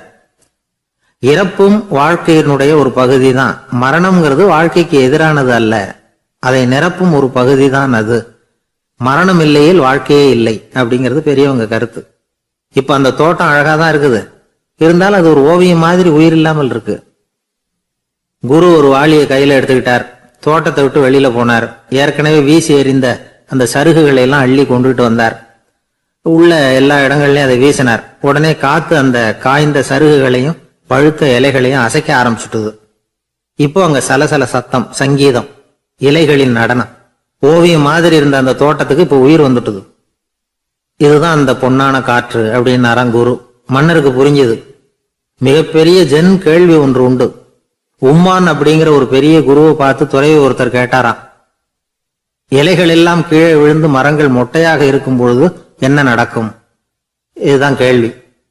இதுக்கு உம்மான் சொன்ன பதில் பொன்னான காற்று, தி கோல்டன் விண்ட் அப்படின்னாராம்.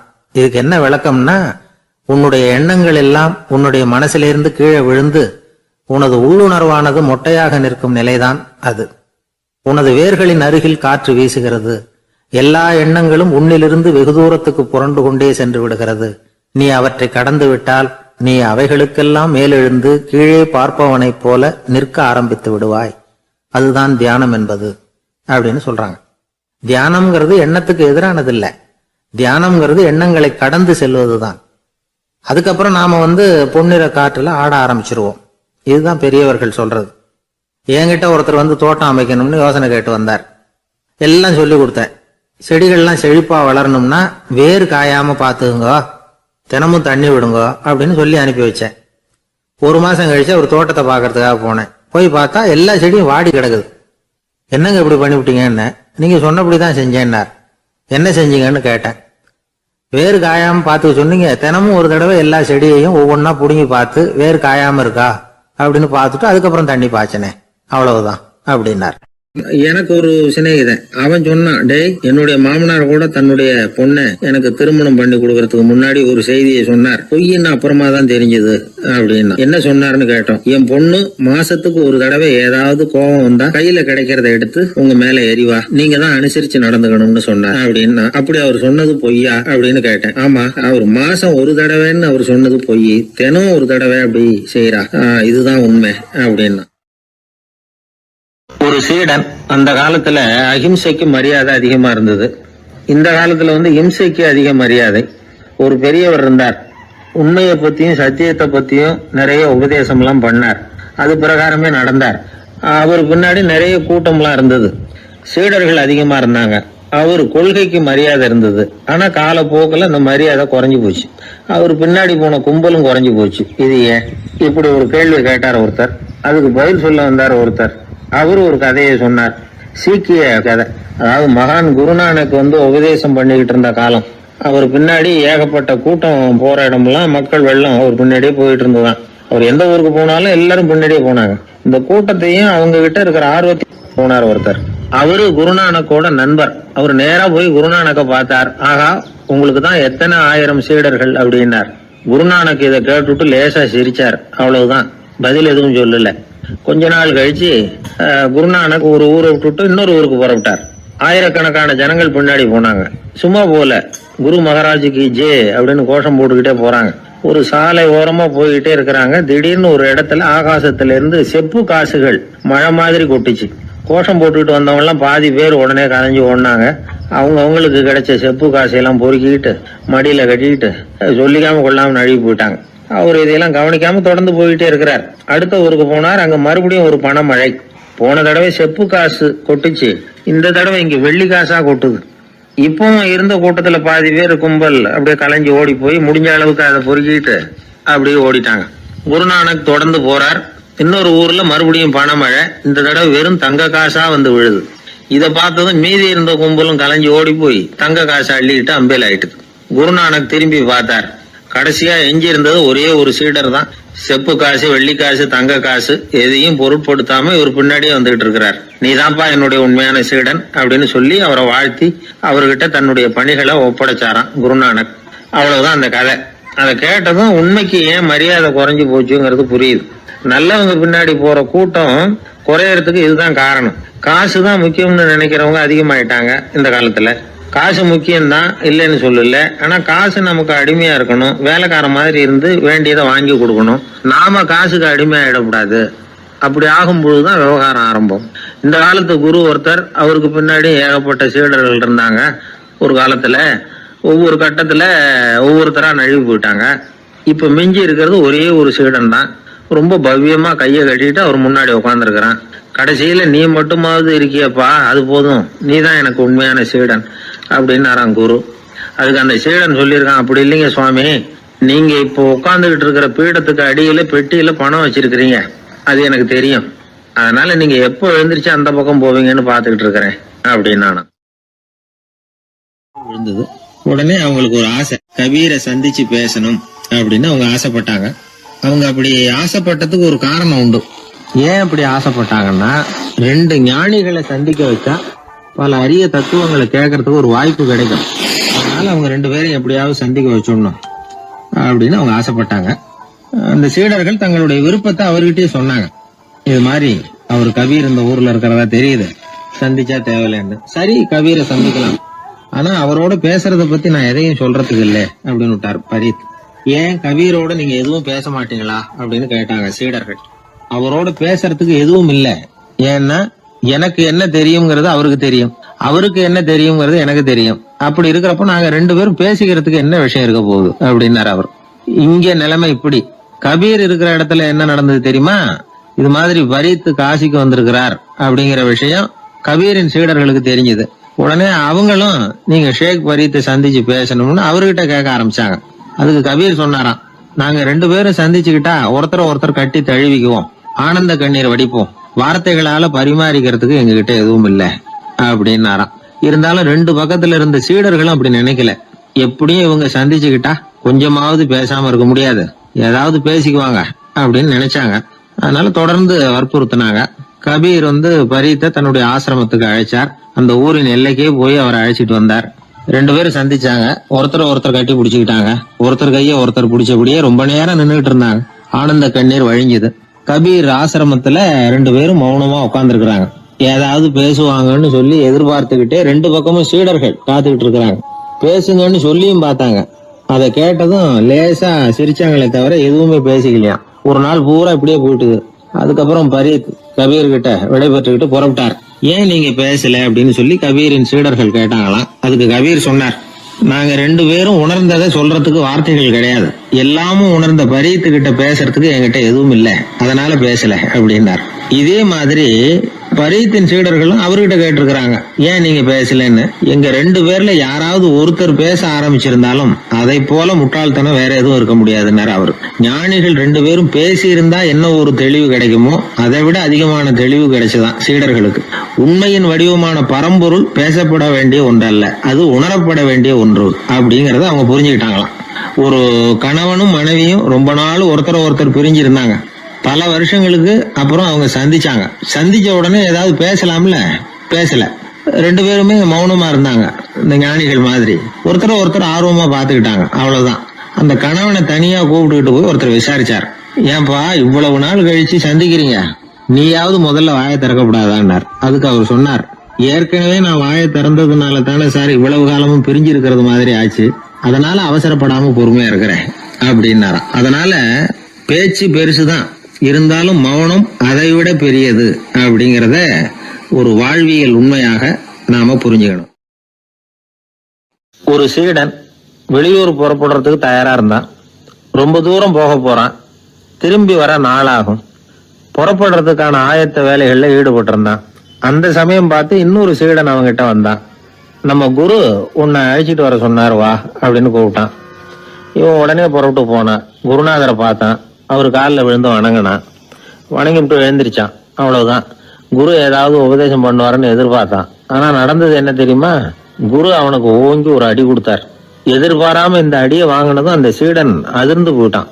பக்கத்துல இருந்த மற்ற சீடர்களும் திகைச்சு போய் நின்னுட்டாங்க. அடி வாங்கின சீடனுக்கு மனசுக்குள்ள குழப்பம். நாம என்ன தப்பு பண்ணணும், புறப்படுற நேரத்துல இப்படி குரு கிட்ட அடி வாங்குற மாதிரி ஆயிட்டுதே அப்படின்னு நினைச்சு மனசுக்குள்ள ரொம்ப வேதனைப்பட்டான்.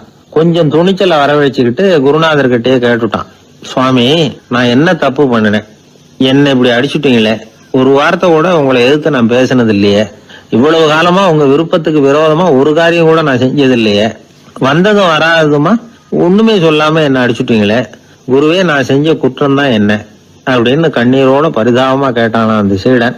ஆனா அந்த குரு முகத்துல கொஞ்சம் கூட கோபம் இல்லை. அவர் சிரிச்சுக்கிட்டே நின்றுகிட்டு இருந்தாராம். அதுக்கப்புறம் சொன்னாராம், என்னுடைய அருமை சீடனே, நீ ஒரு தவறும் பண்ணல. நான் உன்னை அடிச்சது நீ ஏதோ தப்பு பண்ணிவிட்டேங்கிறதுக்காக இல்ல, நீண்ட பயணம் போக போறேன், ஞாபகமா ஏதாவது கொடுத்து அனுப்ப வேணாமா, நீ ஞானம் பெற்ற பிறகுதான் திரும்பி வரப்போறேங்கிறது எனக்கு தெரியும், அதுக்கு பிறகு உன்னை அடிக்க முடியுமா, அதனால இப்ப கிடைச்சிருக்கிற இந்த வாய்ப்பை பயன்படுத்திக்கிட்டேன், அப்போதைக்கு இப்பவே அடிச்சுட்டேன், அவ்வளவுதான், வேற ஒண்ணும் இல்லை அப்படின்னாராம். குரு சிரிச்சுக்கிட்டே இப்படி சொல்றார். இருந்தாலும் இதுவும் ஒரு உபதேசம் தான். அதிர்ச்சிகளால விழிப்படைய வைக்கிறதும் ஒரு வழிதான். இது ஜென் வழி. பெரும்பாலும் அதிர்ச்சியின் மூலமாகவே ஞான தரிசனத்தை அருள்கிறவர்கள் தான் ஜென் குருமார்கள். நம்ம தியானம் தான் ஜென்.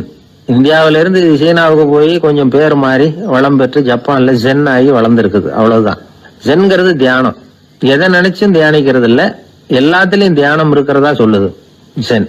பேசுறது, இருக்கிறது, நடக்கிறது, சாப்பிடுறது, சிரிக்கிறது, தூங்குறது, தொழில் செய்யறது அல்லது சும்மா இருக்கிறது எல்லாமே தியானம் தான். ஜென்கிறது ஒரு சுய தரிசனம், தன்னைத்தானே அடையாளம் கண்டுகொள்கிறது தான். அது இல்லாத எதையும் தேடி கண்டுபிடிக்கிறது இல்ல. சென் மார்க்கத்தை பத்தி ஓஷோ என்ன சொல்றாரு தெரியுமா? காணாமல் போன தன்னுடைய மூக்கு கண்ணாடி தன்னுடைய மூக்கின் மேல் இருப்பதை கண்டுகொள்வது போன்றது சென் அப்படிங்கிறார். நம்மால் இன்னொருத்தர் முகத்தை ரொம்ப நேரமா உத்து பார்த்துக்கிட்டு இருந்தார். என்ன பாக்குறீங்கன்னாரு அவரு. நீங்க போட்டிருக்கீங்களே மூக்கு கண்ணாடி, அதை தான் பாக்குறேன்னாரு இவரு. நீங்க அப்படி பாக்குறதுக்கு விசேஷ காரணம் ஏதாவது உண்டான்னு கேட்டார் இவர். உண்டுன்னார். என்னன்னு கேட்டார். நேத்திக்கு காணாம போன என்னோட மூக்கு கண்ணாடி அது அப்படின்னாராம் இவர். எதிர்காலத்தை நினைச்சா எனக்கு ரொம்ப பயமா இருக்கு சார் அப்படின்னு சொல்றவங்க நிறைய பேர் இருக்கிறாங்க. அதாவது பயப்படாத மனிதர்கள்னு யாருமே கிடையாது. ஒவ்வொருத்தருக்கும் ஒவ்வொரு விதமான பயம் இருந்தாலும் ஒட்டுமொத்தமா பாக்குறப்போ மனிதனுக்கு 6 விதமான பய உணர்வுகள் வரலாம் அப்படின்னு பெரியவங்க சொல்றாங்க. எல்லா விதமான பயமும் இந்த 6 வகைக்குள்ள அடக்கம். அந்த 6 வகை பயமும் 6 எதிரிகள் மாதிரியாம். 6 எதிரிகளையும் புரிஞ்சுக்கிட்டோம்னா போதும், வாழ்க்கையில சுலபமா வெற்றி அடைய முடியும். சரி, அந்த 6 வகை பயம் என்னென்ன அப்படின்னு பாப்போம். முதல்ல வறுமை பற்றிய பயம், 2வது பழிச்சொல் பற்றிய பயம், 3வது உடல் நலம் பாதிப்பு பற்றிய பயம், 4வது என்னன்னா காதல் தோல்வி, 5வது முதுமை, 6வது மரணம்.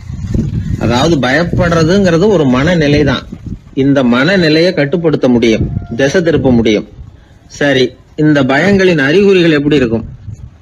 வறுமை பற்றிய பயம் அப்படின்னு முதல்ல சொன்னோம் இல்லையா, அந்த பயத்தின் அறிகுறிகளை தெரிஞ்சுக்குவோம்.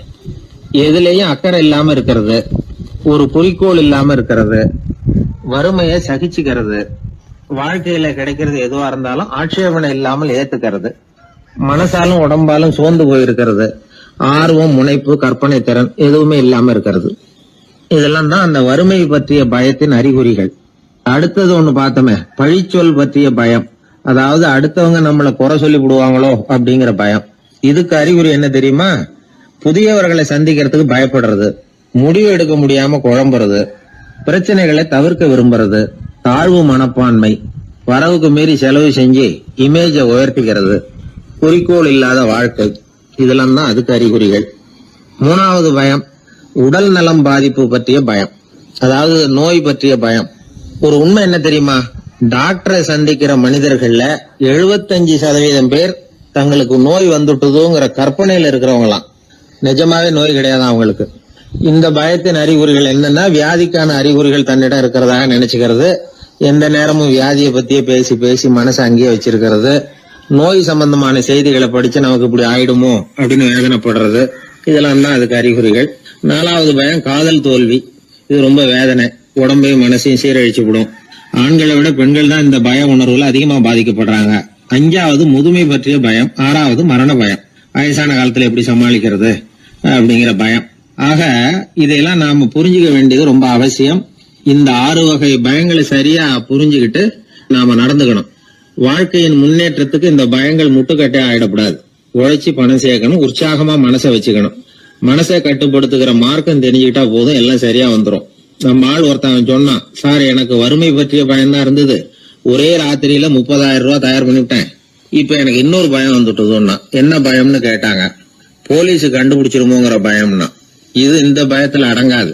அதனால அஞ்சி சாவார், அஞ்சாத பொருள் இல்லை அப்படின்னு பாரதி சொன்னார் இல்லையா, அது மாதிரி பயத்தை புரிந்து கொண்டு அதற்கு தகுந்த மாதிரி நம்முடைய வாழ்க்கையை அமைத்துக் கொள்ள வேண்டும். அப்படி அமைத்துக் கொள்ளுகிறவர்களுக்கு வெற்றி நிச்சயம். ஒரு ஊர்ல ஒரு குரு இருந்தார், ஜென் குரு. அவரை தேடிட்டு ஒரு மன்னர் வந்தார். வந்தவர் ஜப்பான் மன்னர். தோட்டக்கலையை பத்தி தெரிஞ்சுட்டு போறதுக்காக அவர் வந்தார். எப்படி தோட்டம் அமைக்கிறது அப்படிங்கறத பத்தி அந்த குரு விவரமா சொல்லி கொடுத்தாரு. 1 நாள் 2 நாள் இல்ல, 3 வருஷம் கத்து கொடுத்தார். அதுக்கப்புறம் சொன்னார், நான் கத்து கொடுத்துட்டேன், இனிமே நீங்க போகலாம், போய் தோட்டம் அமைக்கலாம், அதுதான் உங்களுக்கு பரிசை. தோட்டம் அமைச்ச பிறகு சொல்லி அனுப்புங்க, நான் வந்து பாக்குறேன். நீங்க இங்க என்னவெல்லாம் கத்துக்கிட்டீங்களோ அதையெல்லாம் அங்க செயல்முறையில செஞ்சு காட்டுங்க அப்படின்னு சொல்லி அனுப்பி வச்சார். மன்னர் போனார். அரண்மனைக்கு பக்கத்திலேயே ஒரு பெரிய தோட்டத்தை உண்டு பண்ணினார். அழகான மரங்களையும் செடிகளையும் உருவாக்கினாரு. கிட்டத்தட்ட 1000 தோட்டக்காரர்களை பயன்படுத்தி 3 வருஷங்கள் முயற்சி பண்ணி அந்த அழகான தோட்டத்தை உருவாக்கினார். குரு கிட்ட இருந்து செய்தி வந்தது, நாளைக்கு வந்து தோட்டத்தை பாக்குறேன் அப்படின்னு. மன்னர் உடனே சுறுசுறுப்பாயிட்டார். முதல் நாளே தோட்டத்தை சுத்தப்படுத்தினார். ராத்திரி பூரா யாரும் தூங்கல. எல்லாருக்கும் தோட்டத்தை ஒழுங்குபடுத்துற வேலை. அது அந்தந்த இடத்துல ஒழுங்கா இருக்குதா அப்படின்னு சரி பார்த்தாங்க. ஒரு தவறும் இல்லாத வகையில அதை ஒழுங்குபடுத்தினாங்க. மறுநாள் குரு வந்தார், தோட்டத்தை பார்த்தார். அவருக்கு கோபம் வந்துட்டுது. மன்னருக்கு ஆச்சரியம், எப்பவும் சிரிச்சுக்கிட்டே இருக்கிறவர் இப்ப எப்படி இருக்கிறாரே அப்படின்னு. மெதுவா குரு கிட்ட போய் எல்லாம் சரியா தானே இருக்குது அப்படின்னார். எல்லாம் சரிதான், ஆனாலும் எங்கே அந்த பொன்னிற காற்று அப்படின்னார். உதிர்ந்த இலைகள், பொன் மஞ்சள் நிற இலைகள் காற்றில் அப்படி புரண்டு ஓடுவதை நான் பார்க்க முடியவில்லையே அப்படின்னாராம். அது இல்லாம இந்த தோட்டம் உயிரோட்டம் உள்ளதா இருக்காது, இதுல பாடல் இல்லை, ஆடல் இல்லை, அதெல்லாம் இல்லாம இந்த தோட்டம் ரொம்பவும் செயற்கையா தெரியுதுன்னாராம். மன்னர் இப்பதான் யோசனை பண்ணார். கீழே கிடந்த காஞ்சி போன இலைகள் மட்டும் இல்ல, மரத்துல இருந்த காஞ்சி போன இலைகளையும் அப்புறப்படுத்தி சுத்தமா வச்சிருக்கிறார். இறப்பும் வாழ்க்கையினுடைய ஒரு பகுதி தான். மரணம்ங்கிறது வாழ்க்கைக்கு எதிரானது அல்ல, அதை நிரப்பும் ஒரு பகுதி தான் அது. மரணம் இல்லையில் வாழ்க்கையே இல்லை அப்படிங்கிறது பெரியவங்க கருத்து. இப்ப அந்த தோட்டம் அழகாதான் இருக்குது, இருந்தாலும் அது ஒரு ஓவியம் மாதிரி உயிர் இல்லாமல் இருக்கு. குரு ஒரு வாளியை கையில எடுத்துக்கிட்டார், தோட்டத்தை விட்டு வெளியில போனார். ஏற்கனவே வீசி எறிந்த அந்த சருகுகளை எல்லாம் அள்ளி கொண்டுகிட்டு வந்தார். உள்ள எல்லா இடங்கள்லயும் அதை வீசினார். உடனே காத்து அந்த காய்ந்த சருகுகளையும் பழுத்த இலைகளையும் அசைக்க ஆரம்பிச்சுட்டுது. இப்போ அங்க சலசல சத்தம், சங்கீதம், இலைகளின் நடனம், ஓவியம் மாதிரி இருந்த அந்த தோட்டத்துக்கு இப்போ உயிர் வந்துட்டுது. இதுதான் அந்த பொன்னான காற்று அப்படின்னாராம் குரு. மன்னருக்கு புரிஞ்சுது. மிகப்பெரிய ஜென் கேள்வி ஒன்று உண்டு. உம்மான் அப்படிங்கிற ஒரு பெரிய குருவை பார்த்து துறவி ஒருத்தர் கேட்டாராம், இலைகள் எல்லாம் கீழே விழுந்து மரங்கள் மொட்டையாக இருக்கும் பொழுது என்ன நடக்கும்? இதுதான் கேள்வி. இதுக்கு உம்மான் சொன்ன பதில் பொன்னான காற்று, தி கோல்டன் விண்ட் அப்படின்னாராம். இதுக்கு என்ன விளக்கம்னா, உன்னுடைய எண்ணங்கள் எல்லாம் உன்னுடைய மனசிலிருந்து கீழே விழுந்து உனது உள்ளுணர்வானது மொட்டையாக நிற்கும் நிலைதான் அது. உனது வேர்களின் அருகில் காற்று வீசுகிறது. எல்லா எண்ணங்களும் உன்னிலிருந்து வெகு தூரத்துக்கு புரண்டு கொண்டே சென்று விடுகிறது. நீ அவற்றை கடந்து விட்டால் நீ அவைகளுக்கெல்லாம் மேலெழுந்து கீழே பார்ப்பவனைப் போல நிற்க ஆரம்பித்து விடுவாய். அதுதான் தியானம் என்பது அப்படின்னு சொல்றாங்க. தியானம்ங்கிறது எண்ணத்துக்கு எதிரானது இல்ல, தியானம்ங்கிறது எண்ணங்களை கடந்து செல்வதுதான். அதுக்கப்புறம் நாம பொன்னிற காற்றுல ஆட ஆரம்பிச்சிருவோம். இதுதான் பெரியவர்கள் சொல்றது. என்கிட்ட ஒருத்தர் தோட்டம் அமைக்கணும்னு யோசனை கேட்டு வந்தார். எல்லாம் சொல்லி கொடுத்தேன். செடிகள்லாம் செழிப்பா வளரணும்னா வேர் காயாம பாத்துக்குங்க, தினமும் தண்ணி விடுங்க அப்படின்னு சொல்லி அனுப்பி வச்சேன். ஒரு மாசம் கழிச்சு ஒரு தோட்டத்தை பாக்குறதுக்காக போனேன். போய் பார்த்தா எல்லா செடியும் வாடி கிடக்குது. என்னங்க இப்படி பண்ணிவிட்டீங்கன்னு. நீங்க சொன்னபடிதான் செஞ்சேன்னார். என்ன செஞ்சீங்கன்னு கேட்டேன். வேறு காயாம பார்த்து சொன்னீங்க, தினமும் ஒரு தடவை எல்லா செடியையும் ஒவ்வொன்னா புடுங்கி பார்த்து வேறு காயாம இருக்கா அப்படின்னு பார்த்துட்டு அதுக்கப்புறம் தண்ணி பாய்ச்சனே, அவ்வளவுதான் அப்படின்னார். நம்மள மாதிரி ஒரு ஆசாமி அவன் நம்மள மாதிரியே கற்பனை பண்ணான். அதாவது நாம தான் இந்த உலகத்துல ரொம்பவும் கஷ்டப்படுறோம், மத்தவங்க எல்லாம் சந்தோஷமா இருக்கிறாங்க அப்படின்னு அவன் நினைச்சுக்கிட்டான். அவன் ஒரு நாள் கடவுளை வேண்டிக்கிட்டானா, சுவாமி இந்த உலகத்துல எவ்வளவோ பேர் இருக்கிறாங்க, ஒவ்வொருத்தருக்கும் ஒவ்வொரு விதமான கஷ்டம் இருக்கலாம், ஒத்துக்கிறேன். இருந்தாலும் எனக்கு அது கொஞ்சம் அதிகமா இருக்கிறது மாதிரி தெரியுது. அதனால நீங்க எனக்காக ஒரு சின்ன உதவி செஞ்சா போதும். அது வேற ஒண்ணும் இல்ல, என்கிட்ட இருக்கிற துயரங்களை இன்னொருத்தர் யாருகிட்டயாவது கொடுத்துருங்க, அவர்கிட்ட இருக்கிற துயரங்களை என்கிட்ட மாத்தி கொடுத்துருங்க. ஒரு மியூச்சுவல் டிரான்ஸ்பர், அவ்வளவுதான். அப்படி பண்ணிவிட்டா போதும் அப்படின்னு வேண்டிக்கிட்டானான். அன்னைக்கு ராத்திரியே அவன் ஒரு கனவு கண்டிருக்கான். வானத்திலிருந்து ஒரு குரல் கேட்டிருக்கு. அது என்ன சொல்லிச்சு தெரியுமா? ஏ ஜனங்களே, எல்லாரும் அவங்க கஷ்டங்களை ஒரு பையில போட்டு எடுத்துக்குங்க. அப்படி எடுத்துக்கிட்டு நேரா இந்த ஊர் எல்லையில இருக்கிற கோயிலுக்கு சேருங்க அப்படின்னு அந்த குரல். ஆஹா, கடவுள் நம்ம பிரார்த்தனைக்கு செவி சாய்ச்சுட்டார் அப்படின்னு சந்தோஷப்பட்டான் இவன். உடனே என்ன பண்ணான், தன்கிட்ட இருந்த கஷ்டத்தையெல்லாம் ஒரு சாக்கு பையில போட்டு எடுத்துக்கிட்டான். வீட்டை விட்டு வெளியில வந்தான். தெருவுல இறங்கி நடக்கிறான். அங்க பார்த்தா ஏகப்பட்ட பேர் ஆளுக்கு ஒரு பைய தூக்கிக்கிட்டு கோயிலுக்கு போயிட்டு இருக்கிறாங்க. சில பேர் மூட்டையா கட்டி தலையில சுமந்துக்கிட்டு போயிட்டு இருக்கிறாங்க. இவன் பார்த்தான். இவனுக்கு ரொம்ப ஆச்சரியமா இருந்தது. ஏன்னா எல்லாரும் வச்சிருக்கிற பைய இவன் பைய விட பெருசா இருந்தது. இவன் பை தான் இருக்கிறதுலயே கொஞ்சம் சின்னதா தெரிஞ்சது. இப்ப அவன் மறுபடியும் சாமியை வேண்டிக்கிட்டான், கடவுளே இப்ப உள்ள சூழ்நிலையை கவனிச்சா என்கிட்ட இருக்கிற பைய பரவாயில்லன்னு தோணுது. அதனால வேற பை எதையும் மாத்த வேணாம், இதுவே பரவாயில்ல. இந்த பையோட திரும்பி வீட்டுக்கு போனா போதும்னு நினைக்கிறேன் அப்படின்னு ஏதோ நினைக்க ஆரம்பிச்சுட்டாங்க. எல்லாரும் கோயிலுக்கு போய் சேர்ந்தாங்க. கோயில்ல அந்த குரல் மறுபடியும் கேட்டுது. எல்லாரும் அவங்கவுங்க பைகளை சோகத்துல தொங்க விடுங்க, திடீர்னு விளக்குகள் அணையும், மணி அடிக்கப்படும், அதுதான் அடையாளம். அந்த சமயத்துல இருட்டுல உங்களுக்கு வேண்டிய பைய நீங்க மாத்தி எடுத்துக்கலாம், தேர்ந்தெடுத்துக்கலாம். வெளிச்சம் இருக்கிறப்பவே உங்களுக்கு பிடிச்ச பைக்கு பக்கமா பார்த்து நீங்க நின்னுக்கலாம் அப்படின்னு சொல்லி விவரம் சொல்லிச்சான் அந்த குரல். அப்படி சொன்னதுக்கு அப்புறம் திடீர்னு விளக்கு அணைஞ்சுது, மணி அடிச்சுது. கொஞ்ச நேரம் கழிச்சு மறுபடியும் விளக்குகள்லாம் எரிஞ்சுது. இப்போ பார்த்தா எல்லாரும் அவங்கவுங்க பையையே கெட்டியா பிடிச்சிட்டு நிக்கிறாங்க. இவனும் அப்படியே நிக்கிறான். இவன் மெதுவா பக்கத்துல நிக்கிறவங்க கிட்ட கேட்டானா, ஏன் நீங்க பைய கையிலேயே வச்சிருக்கிறீங்க, செவுத்துல மாட்டலையா அப்படின்னு கேட்டிருக்கான்.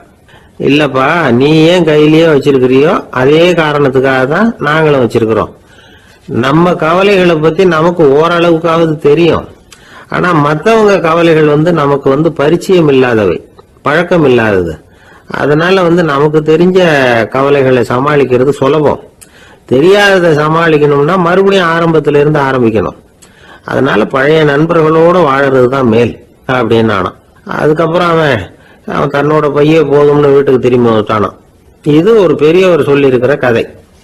அதனால நம்ம கிட்ட இருக்கிற கஷ்டங்கள் தான் பெருசு, அதை இன்னொருத்தங்கிட்ட கொடுத்துட்டு மாத்திக்கலாம் அப்படின்னு நினைக்கிறது தப்பு. இதே மாதிரி இன்னொரு சம்பவம். ஒரு ஊர்ல ஒரு நாள் ராத்திரி ஆகாயத்தில இருந்து கடவுள் குரல் கேக்குது. இந்த ஊர்ல இருக்கிற ஜனங்கள்லாம் கொஞ்சம் கவனிங்க, உங்களுக்கு ஒரு செய்தி. அதாவது இங்க இருக்கிற ஜனங்கள்லயே கொஞ்சம் கூட கவலையே இல்லாத ஆள் யாருன்னு எனக்கு தெரியணும். அதனால எல்லாரும் அவங்க கவலைகளை ஒரு பையில போட்டு எடுத்துக்கிட்டு கோயிலுக்கு வாங்க அப்படின்னாரு கடவுள். உடனே வரிசையா எல்லாரும் வர ஆரம்பிச்சாங்க. எல்லார் கையிலயும் பை இருந்தது, சின்னதும் பெருசுமா. கவலையே இல்லாத ஆள் யாருன்னு தேடினார் கடவுள். ஒரே ஒரு ஆள் மட்டும் கையில எதுவும் இல்லாம வெறும் கையை வீசிக்கிட்டு ரொம்ப ஜாலியா நடந்து வந்துகிட்டு இருந்தான். கடவுள் அவங்க கிட்ட போனார். ஏப்பா, உனக்கு கவலையே இல்லையா அப்படின்னு கேட்டார். எனக்கும் சில கவலைகள்லாம் உண்டு அப்படின்னு அவன். எங்க அதெல்லாம்னு கேட்டிருக்காரு கடவுள். பின்னாடி லாரியில வந்துகிட்டு இருக்கு அப்படின்னு அவன். ஒரு ரயில் வேகமா போயிட்டு இருக்கு. அது ஒரு ரயில்வே ஸ்டேஷன்ல கொஞ்ச நேரம் நின்னுது. அப்போ அதுல ஒரு ஆள் ஏறினார். தலையில ஒரு மூட்டையை வச்சிருந்தார். மூட்டையை தலையில சுமந்துகிட்டே உள்ள வந்தாரு. மூட்டையை தலையில சுமந்துகிட்டே ஒரு இடத்துல உட்கார்ந்தார். ரயில் மறுபடியும் புறப்பட்டது. இவர் தன் தலையில இருந்த மூட்டையை கீழே இறக்கி வைக்கணும்ல, வைக்கல, சுமந்துகிட்டே வர்றார். எதிரில் உட்கார்ந்துருந்தவர் கேட்டார், ஏங்க ஏன் இப்படியே உட்கார்ந்துருக்கிறீங்க தலையில மூட்டையை வச்சுக்கிட்டு, மூட்டையை கீழே இறக்கி வைக்கலாமே அப்படின்னார். வேணாங்க, பாவம், தலையில இருக்கிற மூட்டையை இறக்கி ரயில்ல வச்சா ரயிலுக்கு பாரம் அதிகமா இருக்கும் அப்படின்னாரு அவரு. இப்படி ஒரு ஆளை பார்த்தா நமக்கு சிரிப்பு தான் வரும். ஏன்னா ரயில்ங்கிறது அந்த மூட்டையையும் சேர்த்து சுமந்துக்கிட்டு தான் போகுது. அவன் அந்த மூட்டையை தலையில வச்சிருந்தாலும் ஒண்ணுதான், தரையில வச்சிருந்தாலும் ஒண்ணுதான். அதனால ரயிலுக்கு எந்த மாற்றமும் ஏற்பட போறதில்லை. அதே மாதிரி தான் நம்ம மனமும். இதுவும் ஒரு தேவையில்லாத சுமை, அனாவசியமா சுமந்துகிட்டு இருக்கிறோம். இத கீழே இறக்கி வச்சுட்டா வாழ்க்கை பிரயாணம் சுகமா இருக்கும். ரயில் பிரயாணம் பண்ற அந்த ஆள் மூட்டையை சுமக்கிறான், வாழ்க்கை பிரயாணம் பண்ற நாம மனசை சுமக்கிறோம். இது ரெண்டுக்கும் எந்த வித்தியாசமும் இல்லை. மனசை கீழே இறக்கி வச்சுட்டா பாரம் இல்லாமல் வாழலாம், பறவைகள் மாதிரி பறக்கலாம், குழந்தைகள் மாதிரி கள்ளங்கபடம் இல்லாம வாழலாம். இந்த வெளி உலகத்துல நாம நிலை பெற்று இருக்கணும், வேரூன்றி இருக்கணும். அதே சமயம் நம்முடைய உள்வெளியில ஆன்மீக வாழ்க்கையில பாரம் இல்லாம இருக்கணும். அப்போ பறக்கணும், நதியை போல ஓடணும், மிதக்கணும். பயணம் சுகமா இருக்கும், களைப்பு தெரியாது, கவலை தெரியாது. ஒரு சீடன் போதி தர்மரை நாடி வந்தான். குருவே, நீங்கள் என்ன வெறுமையாக இருக்க சொன்னீங்க, நான் இப்ப மறுபடியும் வெறுமையானவன் ஆகிட்டேன், அதனால இப்ப என்ன செய்ய சொல்றீங்க என்ன அப்படின்னு சொல்லி நின்னான். உடனே அந்த குரு பக்கத்துல இருந்த ஒரு குச்சியை எடுத்து அவன் தலையில அடிச்சு, போய் அந்த வெற்றுத்தன்மையையும் வீசி எறிந்து விட்டு வா அப்படின்னார். நான் இப்போ காலியா இருக்கிறேன்னு ஒருத்தன் சொல்றான்னு வச்சுங்க, அது உண்மை இல்லை. ஏன்னா இன்னமும் அதுல நான்கிற எண்ணம் இருக்குது. எந்த சிந்தனையும் இல்லாம இருக்கிறது கடினம்தான். ஆனாலும் மனிதன் அதுல உள்ள நுட்பத்தை புரிஞ்சுக்கிட்டான்னா இவ்வளவு தூரம் தூக்கி சுமந்துக்கிட்டு வந்த அந்த மனதின் முட்டாள்தனத்தை அவனே பார்த்துட்டு சிரிப்பான். இதுதான் பெரியவங்க சொல்லியிருக்கிற ஆலோசனை. நம்மால் ஒருத்தன் தலையில ஒரு பெரிய மூங்கில் கூடையோட ரயில்ல வந்து உட்கார்ந்தான். கூடை தலையில இருந்தது, கீழே இறக்கி வைக்கல. எதிரில் இருந்தவர் கேட்டார், ஏங்க எதுக்காக அதை அனாவசியமா சுமந்துகிட்டே இருக்கீங்க, கீழே இறக்கி வைங்களேன்னார். இல்லைங்க, நான் வீட்டை விட்டு புறப்படும் பொழுது என் பையன் சொல்லிவிட்டான் கூடைய தலையை விட்டு இறக்கக்கூடாதுன்னு அப்படின்னார். அவன் சின்ன பையன், விவரம் இல்லாம சொல்லியிருப்பான். இப்ப என்ன நேரில் வந்தா பாத்துக்கிட்டு இருக்கிறான், நீங்க இறக்கி வைங்கன்னார் அவர். அவன் நேரில் பார்த்துக்கிட்டு இல்ல, இருந்தாலும் நான் இந்த கூடையை கீழே இறக்கி வச்சா அது அவனுக்கு தெரிஞ்சிடும் அப்படின்னாரு இவர். அது எப்படின்னார் அவர். அவன் தனக்கு டிக்கெட் வாங்க வேணாம்னு சொல்லி இப்ப இந்த கூடைக்குள்ளதான் உட்கார்ந்துருக்கிறான் அப்படின்னார் இவர். ஒரு ஊர்ல ஒரு இளைஞன் இருந்தான். ஒரு நாள் அவன் ஒரு குருவை தேடிட்டு புறப்பட்டான். ஊரை விட்டு வெளியில போனான். போகிற வழியில ஒரு காடு. அந்த காட்டுல ஒரு மரத்தடியில ஒரு பெரியவர் உட்கார்ந்துருக்கிறார். அமைதியா மௌனமா அவர் அமர்ந்திருக்கிறார். இந்த பெரியவரை விசாரிக்கலாம், குருவை தேடி கண்டுபிடிக்கிறதுக்கு இவர் ஏதாவது ஒரு வழி சொல்லி கொடுப்பார் அப்படின்னு நினைச்சுக்கிட்டு அவர் நெருங்கினான். ஐயா, எனக்கு ஒரு குரு தேவை, எங்க கிடைப்பார், அவரை எப்படி அடையாளம் கண்டுபிடிக்கிறது, அதை பத்தி ஏதாவது விவரம் சொன்னீங்கன்னா நான் கண்டுபிடிச்சுக்குவேன் அப்படின்றான். பெரியவர் நிமிர்ந்து பார்த்தார். தம்பி, அது ரொம்ப சுலபம். அவர் வயசானவரா இருப்பார், என்னை விட சுமார் 30 வயசு அதிகமா இருக்கும். அவர் ஒரு மரத்தடியில் தான் உட்கார்ந்துருப்பார் அப்படின்ட்டுருக்கான். சரிங்க பெரியவரே, அது என்ன மாதிரியான மரம், எப்படி இருக்கும் அப்படின்னு கேட்டிருக்கான். பெரியவர் அந்த விவரங்களையும் சொல்லியிருக்கிறாரு. அது மட்டும் இல்லை, சந்திக்கிற நாள், நேரம், வினாடி முதற்கொண்டு எல்லா விவரங்களையும் துல்லியமா சொன்னாராம். இவ்வளவு விவரங்களை இவரால் எப்படி சொல்ல முடியுது அப்படின்னு இவனுக்கு ஆச்சரியம். இருந்தாலும் அந்த பெரியவர் கடைசியா ஒரு விவரம் சொன்னார். அது என்ன தெரியுமா, எப்படியும் நீ அவரை சந்திக்கிறதுக்கு ஒரு 30 வருஷம் ஆகும் அப்படின்னு சொல்லிவிட்டாராம். ரொம்ப நன்றிங்க பெரியவரே அப்படின்னு சொல்லிவிட்டு அந்த இளைஞன் புறப்பட்டுருக்கான். இப்போ அவனுக்கு குரு பத்தின விவரம் எல்லாம் கிடைச்சிட்டுது, சந்திக்கிற நேரமும் தெரிஞ்சுட்டுது. ஆனா 30 வருஷம் அவரை தேடி அலைய வேண்டியிருக்குமே. அவன் தேட ஆரம்பிச்சான். காடு மலை எல்லாம் சுத்தி அலைஞ்சான். பல வருஷங்கள் தேடினான், அழுத்து போயிட்டான். கடைசியில அவனுக்கும் வயசாயிட்டுது. கடைசியில தன்னுடைய சொந்த ஊருக்கே திரும்பி போயிட்டு இருந்தான். அங்க ஒரு மரத்தடியில அவன் தேடிட்டு இருந்த குருநாதர் கிடைச்சார். யார் அவருன்னா, 30 வருஷத்துக்கு முன்னாடி வழி சொல்லி கொடுத்தாருல அதே பெரியவர். அவருக்கு இப்போ 30 வயசு அதிகமாக இருந்தது. அதே மரம், அன்னைக்கு பெரியவர் சொன்ன அடையாளம் இப்போ பொருத்தமா இருந்தது. இப்போ அந்த பெரியவர் சொன்னார், சரியா வந்து சேர்ந்துட்ட, வா, உனக்காக தான் நான் இவ்வளவு காலமும் காத்துக்கிட்டு இருந்தேன் அப்படின்னாராம். என்ன சொல்றீங்கன்றிருக்கான். 30 வருஷத்துக்கு முன்னாடி என்கிட்ட வந்தியே, அப்பவே என் காலம் வந்து முடிஞ்சு போயிருந்தது. அப்பவே என்ன உனக்கு அடையாளம் தெரியல, அதனால இவ்வளவு காலம் உனக்காக காத்துட்டு இருக்கும்படி ஆயிட்டுது அப்படின்னாராம். ஐயா, அப்பவே நீங்க சொல்லியிருக்கலாமே, இதுதான் 30 வருஷம் கழிச்சு நீ சந்திக்க போற இடம், நான் தான் உன்னுடைய குரு அப்படின்னு சொல்லியிருக்கலாமே அப்படின்ட்டுருக்கான். அந்த பெரியவர் சிரிச்சுக்கிட்டே அதுக்கு பதில் சொன்னாராம். நான் எவ்வளவோ விவரமா தான் சொன்னேன், நீ சரியா புரிஞ்சுக்கல. காரணம், அப்போ நீ போதுமான அளவுக்கு பக்குவம் பெற்றிருக்கவில்லை, அதனால புரியும் சக்தி இல்லாம போயிட்டுதப்போ 30 ஆண்டு காலம் நீ அலைஞ்சு தெரிஞ்சிருக்கிற. அது காரணமா இப்போ உனக்கு அந்த பக்குவம் வந்துட்டுது, அதனாலதான் அடையாளம் காண முடிஞ்சது, நானே உன்னுடைய குரு அப்படின்னாராம். இதுல இருந்து என்ன தெரியுதுன்னா, ஆன்மீகத்துல மாணவனாக சேர்றதுக்கு கூட ஒரு பக்குவத்தன்மை தேவைப்படுது. ஒரு பெரிய ஞானி, அவர்கிட்ட சீடனா இருக்க ஒருத்தன் வந்தான், எதிரில் நின்னா. ஞானி அவனை வெகு நேரம் உற்று பார்த்தார். அப்புறம் சொன்னார், சீடனா இருக்கிறது ரொம்ப சிரமம்னார். நான் தயாரா இருக்கிறேன்னா. அது இன்னமும் சிரமமாச்சே, இங்க வந்து குருவா இருக்கிறது மட்டுமே சுலபம் அப்படின்னாராம். அப்படின்னா நான் குருவாவே ஆயிடுறேன் அப்படின்னானா. இது போலவே இந்த காலத்துல கதை ஒண்ணு உண்டு. ஒரு பள்ளிக்கூடத்துல வகுப்பு ஆசிரியர் மாணவனை திட்டிக்கிட்டு இருந்தார். டேய், நீ 100க்கு 10 மார்க்கு தான் வாங்கிட்டு இருக்க, இவ்வளவு மோசமா நீ படிச்சா கடைசியில மாடு மேய்க்கிறது கூட லாய்க்கு இல்லாதவனா ஆயிடுவேன், அதுக்கப்புறம் என்ன செய்ய போற அப்படின்னாராம். பையன் தலையை சொரிஞ்சுக்கிட்டே சொன்னானா, சார் அப்படின்னா ஒண்ணு செய்யறேன் அப்படின்னானா. இவர் கேட்டிருக்கார், என்ன செய்ய போறேன்னு. வேற என்ன சார், உங்களை மாதிரி ஒரு ஆசிரியர் ஆயிடுறேன் அப்படின்னானா. துருக்மேனியாவில் அஷ்காபாத் அப்படின்னு ஒரு நகரத்துல ஒரு புவியியல் விஞ்ஞானி இருந்தார். அவரு ஒரு நாய்க்குட்டி வளர்த்தார். ஒரு நாள் முன்னிரவு நேரம் ஒரு மேஜைக்கு முன்னாடி உட்கார்ந்து அந்த விஞ்ஞானி ஏதோ கணக்கு போட்டுக்கிட்டு இருக்கிறார். அவருக்கு ஒரு சின்ன பெண் குழந்தை, அது தொட்டில தூங்கிட்டு இருக்குது. அந்த நாய்க்குட்டியும் ஒரு மூலையில படுத்து அது பாட்டுக்கு தூங்கிட்டு இருந்தது. ஒரே அமைதி. அந்த நேரத்துல திடீர்னு அந்த நாய்க்குட்டி துள்ளி எழுந்திருச்சுது. நேரா குழந்தைகிட்ட ஓடிச்சு. அந்த குழந்தைய அது போட்டிருந்த ட்ரெஸ்ஸோட சேர்த்து கவ்வி தூக்குச்சு. தூக்கிக்கிட்டு வாசல் பக்கம் ஓடிச்சு. நாய்க்குட்டி குழந்தைய கவ்வி தூக்க முடியுமாங்கிற சந்தேகம் உங்களுக்கு இல்லையா?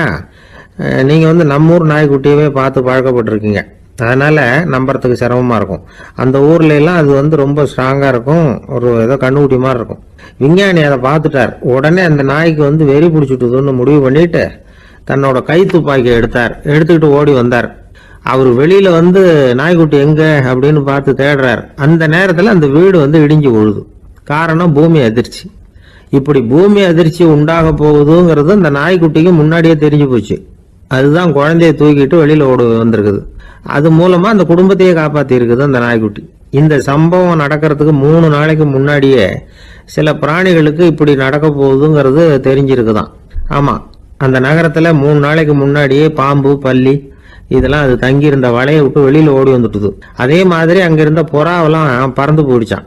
இதே மாதிரி யுகோஸ்லோவியாவில் கூட ஒரு நகரம், அங்க ஒரு நாள் ராத்திரி ஒரு மிருக காட்சி சாலையில திடீர்னு ஒரு பெரிய கலவரம், கூச்சல், குழப்பம். அங்க இருந்த கழுதை, புலி, யானை, பறவை எல்லாம் கண்ணாபின்னான்னு கத்த ஆரம்பிச்சுட்டுது. நீர் யானை அதுக்குன்னு போட்டிருந்த தடுப்பையே தாண்டி குதிச்சு வெளியில வந்துட்டுதான். மறுநாள் தான் எல்லாருக்கும் விஷயம் புரிஞ்சுது. அடுத்த நாள் காலையில அங்க பூமி அதிர்ச்சி உண்டாயிட்டுது. இப்ப பாருங்க, அதாவது மனுஷனை போய் தீர்க்க தரிசி அது இதுன்னு சொல்லிட்டு இருக்கிறோம். இவனை விட அது பரவாயில்லைன்னு தோணுது. அதாவது மிருகங்கள் ஒன்று நடக்க போகுதுங்கிறத முன்னாடியே புரிஞ்சுக்குதே. சரி, இதெல்லாம் எப்படி அது முன்கூட்டி புரிஞ்சுக்குது? அதுதான் படைப்பு ரகசியம். அதை கண்டுபிடிக்கிறதுக்கு தான் மனுஷன் ஆராய்ச்சி பண்ணிட்டு இருக்கிறான். விஞ்ஞானிகளோட ஆராய்ச்சியெல்லாம் ஒரு பக்கம் இருக்கட்டும், வீட்டுக்குள்ளேயே சில ஆராய்ச்சி பண்ணி பாருங்களேன். இப்ப சில யோசனை சொல்லி அதை சோதனை பண்ணி பாருங்க அப்படின்னு ஒருத்தர் சொன்னாராம். அதாவது இப்ப மழை வருமா வராதா அப்படின்னு தெரிஞ்சுக்கணுமா, உடனே ஒரு பூனைக்குட்டி பின்னாடியே மெதுவா போய் அது என்ன செய்யுதுன்னு கவனிச்சு பார்க்கணும். பூனைக்குட்டி தன்னோட பாதத்தினால சுகத்துல அப்படி கீறிக்கிட்டு இருக்கும். அப்படி கீறினா கண்டிப்பா மழை வரும். சில சமயம் பூனைக்குட்டி அப்படி மல்லாந்து படுத்துக்கிட்டு பாதத்தை உயர தூக்கும், அப்படியும் புரளும். இப்படி செஞ்சதுன்னா அன்னைக்கும் மழை இருக்காது. அதனால முன்னாடி இருந்தது மழை வர்றதுக்கு அறிகுறி, இது மழை இல்லைங்கிறதுக்கு அறிகுறி. பறவைகள், பிராணிகள் இதுகளோட நடவடிக்கைகளை பார்த்துட்டு அதையெல்லாம் அடிப்படையாக வச்சுதான் காலநிலையை கண்டுபிடிக்கிற கருவிகளை கண்டுபிடிச்சிருக்கிறாங்க. வாத்து இருக்குல்ல, சில சமயம் தன்னோட அழகை தன்னோட இறகுகள்ல அப்படியே புதைச்சிக்கும். அப்படி செஞ்சா குளிர்காலம் வரப்போகுதுன்னு அர்த்தம். பருவநிலை குளிரா மாறப்போகுதுங்கிறதுக்கு இதுதான் அறிகுறி. சிட்டுக்குருவி இருக்குதுல்ல, அதெல்லாம் புழுதியில உழுந்து புரளும், சிறகுகளை படபடன்னு அடிச்சுக்கும். அப்படி செஞ்சா மழை வரப்போகுதுன்னு அர்த்தம். ஒண்ணு மட்டும் நாம நல்லா தெரிஞ்சுக்கணும், இயற்கையின் சீற்றம்னு சொல்றோம் இல்லையா, இயற்கை ஏன் நம்ம மேல கோவப்படுது? இயற்கையை நாம அனுசரிச்சு போறதில்ல, அதனால கோவப்படுது. காடுகளை அழிக்கப்படாது, விலங்குகளை கொல்லப்படாது, இயற்கை ஏற்படுத்தி வச்சிருக்கிற சமநிலையை கெடுக்கப்படாது. அதை புரிஞ்சுக்கிட்டு வாழ்ந்தோம்னா பூமியும் நடுங்காது, நாமளும் நடுங்க வேண்டிய அவசியம் இருக்காது. ஒருத்தர் இருந்தார், சாராய கடைக்கு போனாராம், நிறைய சாப்பிட்டார். அப்புறம் சொன்னார், இது ரொம்ப அற்புதமான சரக்கு போல இருக்கு. உள்ள போன உடனே இந்த பூமியே நடுங்கிறது மாதிரி இருக்கு எனக்கு அப்படின்னாராம். இதுக்கு கடைக்காரர் சொல்லியிருக்கார், நீங்க சாப்பிட்டது வெறும் பச்சை தண்ணி தாங்க, இப்ப ஏற்பட்டிருக்கிறது நிஜம் பூமி அதிர்ச்சி அப்படின்னாராம். ஒருத்தர் ரொம்ப அவசரமா போயிட்டு இருந்தார். எங்க சார் போறீங்கன்னு கேட்டோம். எனக்கு வேண்டியப்பட்ட ஒருத்தருக்கு குழந்தை பிறந்திருக்கிறதாக செய்தி வந்திருக்கு, அதுதான் ஆஸ்பத்திரிக்கு போயிட்டு இருக்கேன், பார்த்துட்டு வரலாம்னு அப்படின்னார். அப்படின்னா கொஞ்சம் இப்படி உட்காருங்க அப்படின்னோம். சில விவரம்லாம் சொல்றேன், கேட்டுட்டு போங்க அப்படின்னோம். உட்காந்தார். அப்புறம் சொல்ல ஆரம்பிச்சோம். புதுசா பிறந்திருக்கிற ஒரு குழந்தைய பார்க்க போறதுன்னா அது சாதாரண விஷயம் இல்லை, அதுல ரொம்பவும் கவனமா நடந்துக்கணும். புது குழந்தைக்கு நோய் சுலபமா தொற்றும், முக்கியமா காற்று மூலமா பரவுற நோய்கள் சுலபமா வந்துடும். அதனால நமக்கு உடம்பு சரியில்லைன்னா குழந்தைய விட்டு கொஞ்சம் தள்ளியே இருக்கிறது தான் நல்லது. பெரியவங்களை பொறுத்த வரைக்கும் சாதாரணமா உள்ள ஒரு கிருமி கூட குழந்தைய பொறுத்த வரைக்கும் ரொம்ப மோசமான ஒரு கிருமியா இருக்கும். சில வெளிநாடுகள் எப்படி தெரியுமா, பிறந்த குழந்தை தூங்கிட்டு இருக்கிற ஒரு ரூமுக்கு போகணும்னா போறவங்க முகமூடி போட்டுக்கணும், காலணிகளை மாத்திக்கணும், அவ்வளவு சுத்தமா உள்ள போய் பார்த்துட்டு வரணும். பொதுவா சில ஆஸ்பத்திரிகள்ல பாத்தீங்கன்னா பார்வையாளர்கள் நேரத்துல விசிட்டிங் ஹவர்ஸ் தாயை விட்டு குழந்தைய தனியா பிரிச்சு வச்சிருவாங்க. எதுக்குன்னு நினைக்கிறீங்க? அந்த நேரம் பல பேர் வருவாங்க போவாங்க, அவங்க கை கால் சுத்தமா இருக்காது. சுத்தம் இல்லாத கைகள் மூலமா கிருமிகள் பரவும். சுத்தம் இல்லாத கைன்னா மண்ணு தூசி படிஞ்சிருக்கிற கை மட்டும் தான் அர்த்தம் இல்லை. சாலையில கையை வீசிக்கிட்டு நடந்து வர்றீங்க, குழந்தைய பொறுத்த வரைக்கும் அது கூட சுத்தம் இல்லாத கை தான். தாயை தவிர மற்றவங்க குழந்தைய தூக்காம பாத்துக்கிறது நல்லது. தாய் கூட அளவோட கொஞ்சிறதோட நிறுத்திக்கணும். புதுசா ஒரு குழந்தைய பெற்றிருக்கிற பொண்ணுகிட்ட மற்ற தாய்மார்கள் ஏதாவது சொல்லிக்கிட்டே இருப்பாங்க. குழந்தைய அப்படி வளர்க்கணும் இப்படி வளர்க்கணும் அப்படின்னு ஏதாவது அட்வைஸ் பண்ணிக்கிட்டே இருப்பாங்க. இப்படி ஓவரா அறிவுரை பண்ணுறது அந்த பொண்ணை குழப்பி விட்டுரும். அதனால் அப்படிலாம் பண்ணக்கூடாது. அந்த பெண்ணே ஏதாவது கேட்டால் கூட டாக்டர் சொல்ல வேண்டிய விவரங்களை எல்லாம் நாமே சொல்லிகிட்டு இருக்கக்கூடாது. புதுசாக பிறந்திருக்கிற குழந்தைய மட்டும்தான் இப்படி பார்க்கணும்னு இல்லை. ஒரு நோயாளி குழந்தைய பார்க்க போகிறதுனா கூட ரொம்ப எச்சரிக்கையாக தான் நடந்துக்கணும். ஒரு தின்பண்டமோ விளையாட்டு சாமானோ அந்த குழந்தைக்கு நாம் வாங்கிட்டு போகிறதா வச்சுக்குவோம். அதை நேராக கொண்டுகிட்டு போய் அந்த குழந்தைகிட்டே கொடுக்கக்கூடாது. அதோட அப்பா அம்மா கிட்ட ரகசியமாக கொடுக்கலாம். அவங்க முடிவு பண்ணட்டும் குழந்தைகிட்ட அதை கொடுக்கலாமா வேண்டாமாங்கிறத. அவங்களுக்கு தான் தெரியும் அதோட மனசும் உடம்பும். உங்கள் அக்கறையை காட்டுறதா நினச்சிக்கிட்டு குழந்தை வாயில் எதையும் கொண்டுட்டு போய் போடாதீங்க. போகிறப்போ உங்கள் வீட்டு குழந்தையும் அழைச்சிட்டு போகாதீங்க. இது நோயை வாங்கிட்டு வந்துடும், அல்லது புதுசாக ஒரு நோயை அதுகிட்ட கொடுத்துட்டு வந்துடும். என்னதான் உங்களுக்கு பழக்கமான குழந்தையா இருந்தால் கூட அதுக்கு விருப்பம் இல்லைன்னா பேசக்கூடாது. அங்கே போய் அவங்க பள்ளிக்கூடத்தை ஞாபகப்படுத்திட்டு இருக்கக்கூடாது. நோயில் இருக்கிறப்ப ஸ்கூலை பற்றி பேச அது விரும்பாது. ஆஸ்பத்திரியை விட்டு வெளியில் புறப்படுறப்போ குழந்தைகிட்ட சொல்லணும்னு அவசியம் இல்லை. அதோட அப்பா அம்மா கிட்ட சொல்லிவிட்டு புறப்பட்டா போதும். குழந்தை கோபிச்சிக்காது. சமூக சம்பிரதாயத்தை பற்றி அது கவலைப்படுறதில்லை. இப்படி எல்லா விவரமும் நம்ம எதிரில் உட்காந்துருந்தவங்க கிட்ட சொல்லி முடித்தோம். ரொம்ப நன்றி சார் அப்படின்னு சொல்லிவிட்டு அவர் புறப்பட்டார். குழந்தைங்க கொஞ்சம் வளர்கிற வரைக்கும் தான் நாம் எச்சரிக்கையாக இருக்கணும்னு இல்லை, வளர்ந்த பிறகு இன்னும் எச்சரிக்கையாக இருக்கணும். ஒரு பையன் பள்ளிக்கூடத்துலேருந்து திரும்பி வீட்டுக்கு வந்தான். முகம் பூரா நகத்தால கீறி இருந்தது. அப்பா பார்த்து பயந்துட்டார். யாருடா உன்னை இப்படி பண்ணது அப்படின்னார். என் கூட படிக்கிற இன்னொரு பையன். நாளைக்கு உன் கூட பள்ளிக்கூடத்துக்கு வர்றேன், நீ எனக்கு அவனை அடையாளம் காட்ட முடியுமான்னார். அது ரொம்ப சுலபம். நான் பையன் எப்படின்னார் அப்பா. அவன் காதில் ஒன்றை கையோடு எடுத்துகிட்டு வந்திருக்கிறேன், இதோ என் பையில தான் வச்சிருக்கேன் அப்படிங்கிறான் அந்த பையன். ஒருத்தர் ஒரு தவறு செஞ்சு விடுறாருன்னு வச்சுக்கங்க. உடனே நீ செஞ்சது தவறு அப்படின்னு சொல்கிறது ஒரு வகை. அதுக்கு பதிலாக எது சரின்னு அவர் புரிந்து கொள்ள உதவி செய்கிறது இன்னொரு வகை. இந்த ரெண்டாவது வகை இருக்கு பாருங்க, நிர்வாக இயலில் இது ரொம்ப முக்கியம். அலுவலகத்தில் வேலை பார்க்குற ஒருத்தர் முக்கியமாக தெரிஞ்சுக்க வேண்டியது என்ன தெரியுமா? சக ஊழியர்கள்கிட்ட எப்படி பழகணும், மேலதிகாரிகள்கிட்ட எப்படி பழகணும், தனக்கு கீழே வேலை செய்கிறவங்க கிட்ட எப்படி பழகணும், வாடிக்கையாளர்கள்கிட்ட எப்படி பழகணும், இவங்க எல்லார்கிட்டையும் செம்மையான உறவை ஏற்படுத்திக்கிறது எப்படி, இதையெல்லாம் சொல்லிக் கொடுக்குற பாடம் தான் இன்டர் பர்சனல் ஸ்கில், திறமையான உறவு அப்படிங்கிறது. எந்த வேலையில் இருந்தாலும் சரி, இந்த உறவுகளை வளர்க்கும் திறன் உள்ளவங்க சீக்கிரம் முன்னுக்கு வந்துடுறாங்க. மற்றவங்க கிட்ட உறவை பலப்படுத்திக்கிறது எப்படி அப்படின்னு தெரிஞ்சுக்கிட்டோம்னா எந்த ஒரு தடையையும் சுலபமாக தாண்டி செய்கிற தொழிலில் முன்னுக்கு வந்துடலாம். ஹார்வர்டு பல்கலைக்கழகத்தில் ஒரு கணக்கெடுப்பு பண்ணி பார்த்தாங்களாம். பார்க்குற வேலையில் எது மாதிரி குணாதிசயம் உள்ளவங்க வேகமாக முன்னுக்கு வர்றாங்க அப்படின்னு தெரிஞ்சுக்கிறதுக்காக இந்த கணக்கெடுப்பு. வெவ்வேறு துறையில் வேகமாக முன்னுக்கு வந்திருக்கிற பல பேரை சந்தித்து இந்த சர்வேயை நடத்தியிருக்கிறாங்க. அவங்க கண்டுபிடிச்சி சொல்லியிருக்கிற உண்மை என்ன தெரியுமா? ஒருத்தர் ஒரு வேலையில் இருந்தால் அது சம்பந்தப்பட்ட சப்ஜெக்ட் பற்றிய அறிவு 35% இருந்தால் போதுமா. ஆனால் உறவுகளை வளர்க்கக்கூடிய திறன், இன்டர் பர்சனல் ஸ்கில்லு 65% வேணும். இப்படி உள்ளவங்க சீக்கிரம் முன்னுக்கு வந்துடுறாங்களாம். அதனால் ஒருத்தருக்கு வேலை சரியாக புரியலைன்னா கூட விவரமாக மற்றவங்க கிட்ட பழகிறது எப்படின்னு புரிஞ்சால் போதும், அவர் முன்னுக்கு வந்துடலாம். அலுவலகங்களில் மட்டும் இல்லை, எல்லா இடங்கள்லையும் இது ரொம்ப முக்கியம். வீட்டுக்குள்ளேயும் இது ரொம்ப முக்கியம், வீட்டுக்கு வெளியேயும் இது முக்கியம். அடுத்தவங்க கிட்ட பழகிறது எப்படிங்கிறத தெரிஞ்சுக்காதவன் வாழ்க்கையில் முன்னேற முடியாது.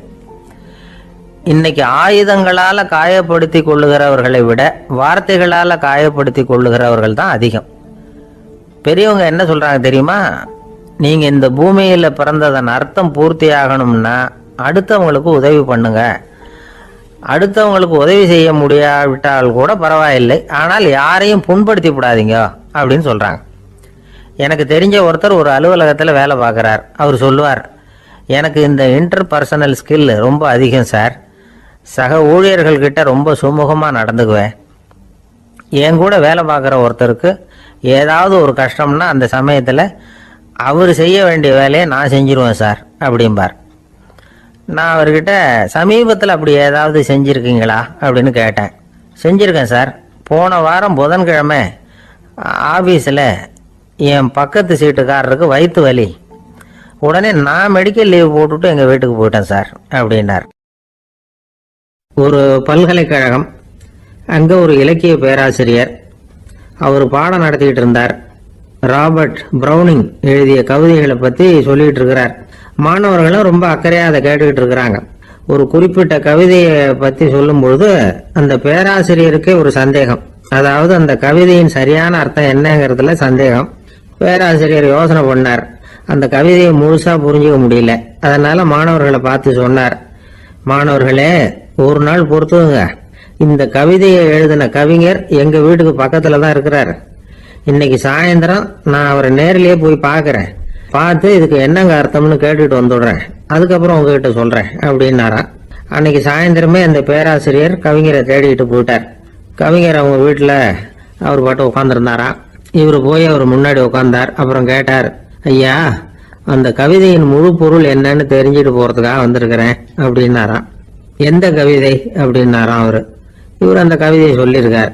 கவிஞர் கொஞ்சம் யோசனை பண்ணிவிட்டு அப்புறம் சொன்னாராம், பேராசிரியரே, நீங்க கொஞ்சம் தாமதமா வந்துட்டீங்கன்னாராம்.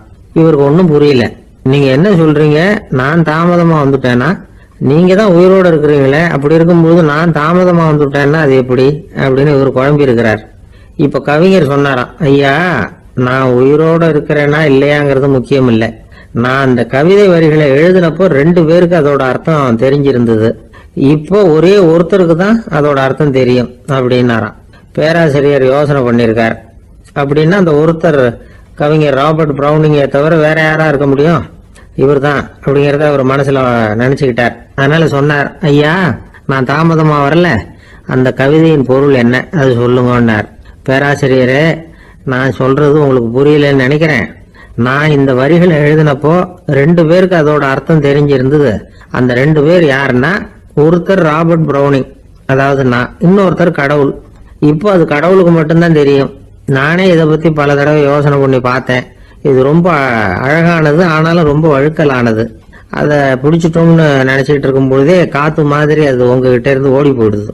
எனக்கு ரொம்ப வருத்தமா தான் இருக்குது. நிச்சயமா நான் தான் இந்த வரிகளை எழுதியிருக்கிறேன். அதுல அர்த்தம் இருக்குங்கிறது எனக்கு தெரியும். அதை நான் உணர்றேன். ஆனா நீங்க என்ன மன்னிக்கணும். எனக்கே கூட அதை என்னால விளக்க முடியல. அப்படி இருக்கும்போது உங்களுக்கு எப்படி அதை நான் விளக்க முடியும் அப்படின்னு அந்த கவிஞர். அனுபவிக்கப்படக்கூடிய எல்லாமே விளக்கப்படக்கூடிய ஒன்றல்ல, விளக்கப்படும் எல்லாமே அனுபவிக்கப்படக்கூடிய ஒன்றல்ல அப்படிங்கிறது ஞானிகளுடைய கருத்து. அதுக்காக தான் அந்த சம்பவம். வாழ்க்கையில நீங்கள் தொடர்ந்து ஆய்வு செய்து கொண்டே இருக்கக்கூடிய விளக்கங்களை ஒருபோதும் அடைய முடியாத பரிமாணங்கள் இருக்கிறதுனாலதான் அது அலுப்பு தட்டாம இருக்குது. உங்களால நிறைய அனுபவிக்க முடியும். இருந்தாலும் நீங்கள் அனுபவித்து அறிந்த விஷயங்கள் கூட வார்த்தைகளால விளக்கப்பட முடிவதில்லை அப்படிங்கிறது பெரியோர் சிந்தனை. இதெல்லாம் ஒரு பக்கம் இருக்கட்டும். நமக்கு தெரிஞ்ச பேராசிரியர் ஒருத்தர் 1 மணி நேரம் ரொம்ப விவரமா வகுப்பு எடுத்தார். கடைசியா சொன்னார், மாணவர்களே, ரொம்பவும் எளிமையா விளக்கமா எல்லா விவரமும் சொல்லியிருக்கிறேன். அதனால இதுல உங்களுக்கு சந்தேகம் வர்றதுக்கு வாய்ப்பே இல்லை. இருந்தாலும் கேட்க வேண்டிய கடமை கேட்கிறேன். இது வரைக்கும் நடத்தினதுல யாருக்காவது ஏதாவது சந்தேகம் உண்டா அப்படின்னு கேட்டாராம். எனக்கு ஒரே ஒரு சந்தேகம் தான் சார் அப்படின்னு எழுந்திரிச்சு நிக்கிறான் ஒருத்தன். என்னன்னு கேட்டாராம். இது வரைக்கும் நீங்க என்ன பாடம் சார் நடத்துனீங்க அப்படின்னானா அவன். ஒரு ஊர்ல ஒரு துறவி இருந்தார், புத்த சமய துறவி. அந்த ஊர் மன்னன் அவரை பத்தி கேள்விப்பட்டிருக்கான். ஒரு நாள் புறப்பட்டு போனா, துறவியின் பாதங்களை தொட்டு வணங்கினான். அதுக்கப்புறம் சொன்னான், ஐயா, நான் உங்களை அரண்மனைக்கு அழைச்சிட்டு போறதுக்காக வந்திருக்கிறேன். இனிமே நீங்க இங்க எதுக்கு இருக்கணும் அப்படின்னானா. அவன் மனசுக்குள்ள என்ன நினைப்புன்னா, இவர் எங்க வர போறாரு, நான் ரொம்ப எளிமையானவன், எனக்கு எதுக்கு அரண்மனை வாசம்னு சொல்லி விடுவார் அப்படின்னு நினைச்சிருக்கான். ஆனா அந்த துறவி என்ன பண்ணார் தெரியுமா?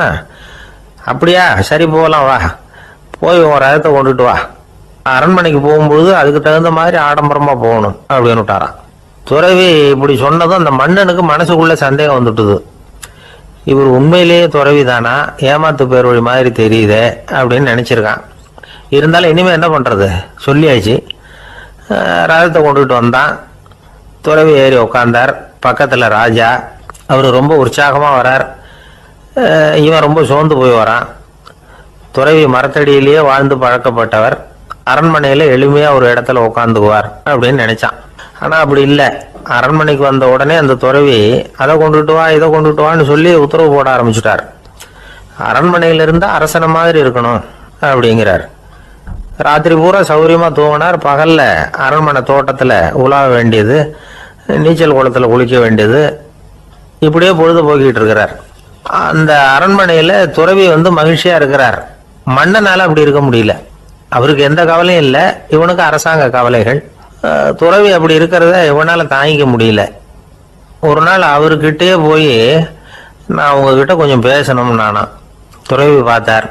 நான் இந்த அரண்மனைக்கு வரும்பொழுதே நீ என்னமோ என்கிட்ட கேட்கணும்னு நினைச்ச. ஏன் கால தாமதம்? நீ அனாவசியமா உன்னையே தொந்தரவு பண்ணிட்டு இருக்கிற. நீ கவலையா இருக்கேங்கிறது எனக்கு புரியுது. நான் மரத்தடியில் இருந்தப்போ கூட என்னை அடிக்கடி சந்திச்சுக்கிட்டு இருப்ப. ஏதாவது விளக்கம் கேட்கறது உண்டு. இங்க வந்த பிறகு என்னை சந்திக்கிறது கூட அபூர்வமா போயிட்டுது. நீ இப்போ என்ன கேட்க போறேங்கிறது எனக்கு தெரியும், இருந்தாலும் கேள் அப்படின்னாராம். வேற ஒண்ணும் இல்லைங்க, இப்போ உங்களுக்கும் எனக்கு என்ன வித்தியாசம்? 2 பேரும் அரண்மனையில தான் இருக்கிறோம். நீங்க மகிழ்ச்சியா இருக்கிறீங்க, நான் அப்படி இருக்க முடியல. இவ்வளவுக்கும் நீங்க முன்னாடி இருந்தது மாதிரி இல்லை. தினமும் தங்க தேர் கேட்குறீங்க, உயர்தரமான ஆடைகள் அணிகிறீங்க, சுவையான சாப்பாடு. இப்படி இருக்கிறப்போ உங்களுக்கு எனக்கு என்ன வித்தியாசம்? இதுதான் மன்னனுடைய கேள்வி. இதுக்கு பதில் சொல்றேன், என் கூட புறப்பட்டு வா, இந்த நகரத்துக்கு வெளியில போவோம் அப்படின்னு சொல்லி அரசனை கூப்பிட்டுக்கிட்டு ஊர் எல்லைக்கு சேர்ந்தார் துறவி. அங்க போய் சொன்னார், இதை பாருப்பா, இந்த இடத்த தான் தேடிட்டு இருந்தேன். இனிமே நான் திரும்பி வர போறதில்ல. நீ என்னோட வர்றியா திரும்பி போறியா அப்படின்னார். நான் எப்படிங்க உங்க கூட வர முடியும்? என்னுடைய நாடு, என்னுடைய சொத்துக்கள், மனைவி, மக்கள் எல்லாத்தையும் விட்டுட்டு எப்படிங்க வர்றதுன்னா. இப்ப அந்த துறவி சொன்னார், இப்ப வித்தியாசத்தை தெரிஞ்சுக்கிட்டியா? நான் அரண்மனையில் இருந்தேன், எல்லா வித பொருள்களும் உடையவனா இருந்தேன். ஆனா எதையும் சொந்தம் கொண்டாடுறவனா இருக்கல. ஆனா நீ அப்படி இல்லை, எல்லாத்தையும் சொந்தம் கொண்டாடிட்டு இருக்கிற. இதுதான் நமக்குள்ள வித்தியாசம் அப்படின்னு சொன்னார். அரண்மனை ஆடைகளை அப்படியே களைஞ்சார், அரசங்கிட்ட கொடுத்தார். உன்னுடைய ஆடைகளை நீயே வச்சுக்கோன்னார். அவர் பாட்டுக்கு நடந்து போனார், திரும்பியே பார்க்கல. அரசனுக்கு அப்பதான் தன்னுடைய அறியாமை விளங்குச்சான். இதுல இருந்து நாம புரிஞ்சுக்க வேண்டியது என்னன்னா, இந்த உலகத்துல எத்தனையோ பொருள்கள், அதையெல்லாம் முறையா பயன்படுத்தினா மகிழ்ச்சி. அதை விட்டுட்டு அதுக்கெல்லாம் சொந்தம் கொண்டாட ஆரம்பிச்சா கவலை. நம்ம ஆட்கள் சொந்தம் கொண்டாடுற விதமே தனி. ஒரு ஆளு இன்னொருத்தங்கிட்ட ஒரு கொடை கடன் வாங்கியிருந்தான், திருப்பி கொடுக்கல. கொடையை கொடுத்தவன் கேட்டான், என்கிட்ட கடன் வாங்கினிய கொடை, அதை கொஞ்சம் திருப்பி தர்றியான்னா. அது உனக்கு இப்போ அவசரமா தேவைப்படுதா அப்படின்னு கேட்டான் இவன். எனக்கு தேவைப்படல, அந்த கொடையை நான் யாருக்கிட்ட வாங்கியிருந்தேனோ அவனுக்கு இப்போ அது அவசரமா தேவைப்படுது அப்படின்னானா அந்த ஆள். ஒரு சராசரி மனிதனுடைய இயல்பு என்ன? இன்பம் வந்தா துள்ளி குதிப்பான், துன்பம் வந்தா சோர்ந்து போய் ஒரு மூலையில உட்காந்துருவான். இவன் தான் சராசரி மனிதன். ஆனா ஒருத்தன் இன்பம் வந்தா அதுக்காக மகிழ்ச்சி அடையறதில்ல, துன்பம் வந்தா அதுக்காக சோர்ந்து போறதில்ல அப்படின்னு வச்சுக்கோங்க. அப்படி இருந்தா அவன் சாதாரண ஆள் கிடையாது. ஒரு ஊர்ல ஒரு ஞானி இருந்தார். அவரை தேடிட்டு ஒரு பெரியவர் வந்தார். ஐயா, ஞானத்துல சிறந்த ஞானம் எது அப்படின்னு கேட்டாராம். இதுக்கு அந்த ஞானி என்ன பதில் சொன்னார் தெரியுமா? இன்பத்தினால மகிழ்ச்சி அடையாமலும் துன்பத்தினால சோர்வு அடையாமலும் இருக்கிறது தான் அந்த ஞானம், பெரிய ஞானம் அப்படின்னாராம். சரி சுவாமி, அப்படிப்பட்ட ஞானம் உங்களுக்கு எப்படி வந்ததுன்னு கேட்டிருக்காரு இவர். அதை நான் ஒரு கழுதைகிட்ட இருந்து கற்றுக்கிட்டேன் அப்படின்னாராம் அவர். இவருக்கு ஒன்றும் புரியல, ஒரு மாதிரியா முழிச்சிருக்கிறார். இதை அவர் புரிஞ்சுக்கிட்டார். நீங்கள் நாளைக்கு காலையில் நம்முடைய ஆசிரமத்துக்கு வாங்க, புரிய வைக்கிறேன்னாராம். சரின்னு அவர் போயிட்டார். மறுநாள் காலையில் ஆசிரமத்துக்கு சேர்ந்தார். ஞானி அவரை கூப்பிட்டு உட்கார வச்சார். வாங்க இப்படி உட்காருங்க, கொஞ்ச நேரத்தில் இந்த வழியாக ஒரு கழுதை போகும், அதை கவனித்து பாருங்கன்னாரா. இவருக்கு இன்னமும் ஒன்றும் புரியாமல் போச்சு, ஒரே குழப்பம். இருந்தாலும் அந்த ஞானி சொன்னது மாதிரியே உட்காந்துருக்கிறார். கொஞ்ச நேரத்தில் அந்த வழியாக ஒரு கழுதை போச்சு.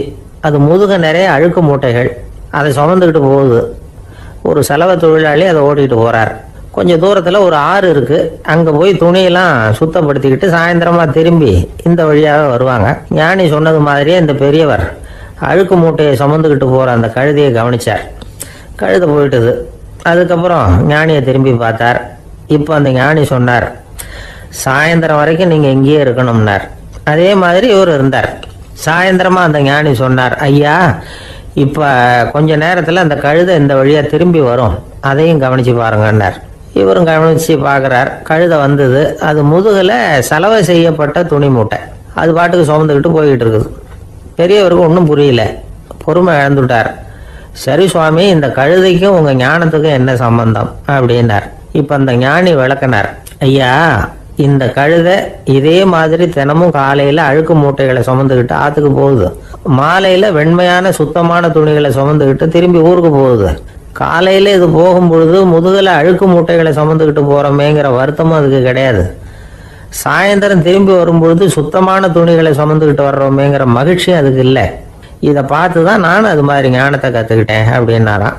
அதனால் யார் கற்றுக் கொடுக்குறாங்க அப்படிங்கிறத விட எதை கற்றுக்கிறோம் அப்படிங்கிறது தான் முக்கியம். ஒரு சினிமா பார்க்குறோம், ஒரு அருவி கொட்டுறது மாதிரி காட்சி வருது, தண்ணீர் வழியுது. படம் முடிஞ்சதும் பார்த்தீங்கன்னா அந்த திரை என்ன நனைஞ்சு போயா இருக்கும். ஒரு தீப்பிடிச்சு எரியிற காட்சியே சினிமாவில் பார்க்குறீங்க, காட்சி முடிஞ்சதும் அந்த வெண் திரையே கருகி போயா இருக்கும். படத்தில் வர்ற தண்ணீரும் நெருப்பும் அந்த திரையை பாதிக்கிறது இல்லை. நாம் அந்த திரை மாதிரி இருக்கிறதுக்கு கற்றுக்கணுமா. அந்த பக்குவம் வந்துவிட்டதுன்னா இன்பமும் துன்பமும் நம்ம எதுவும் செய்யாது. ஒரு சினிமாவை பார்க்குற வரைக்கும் சிரிக்கலாம், அழலாம். பார்த்துட்டு வெளியில் வரும்பொழுது அழுதுகிட்டே வரக்கூடாது. ஒருத்தர் வந்தார், அப்படி படம் முடிஞ்சு வெளியில் வரும்பொழுது அருவி மாதிரி கண்ணீர் சிந்திக்கிட்டே வரார். ஏன் சார் படம் அவ்வளவு சோகமா அப்படின்னு கேட்டார்.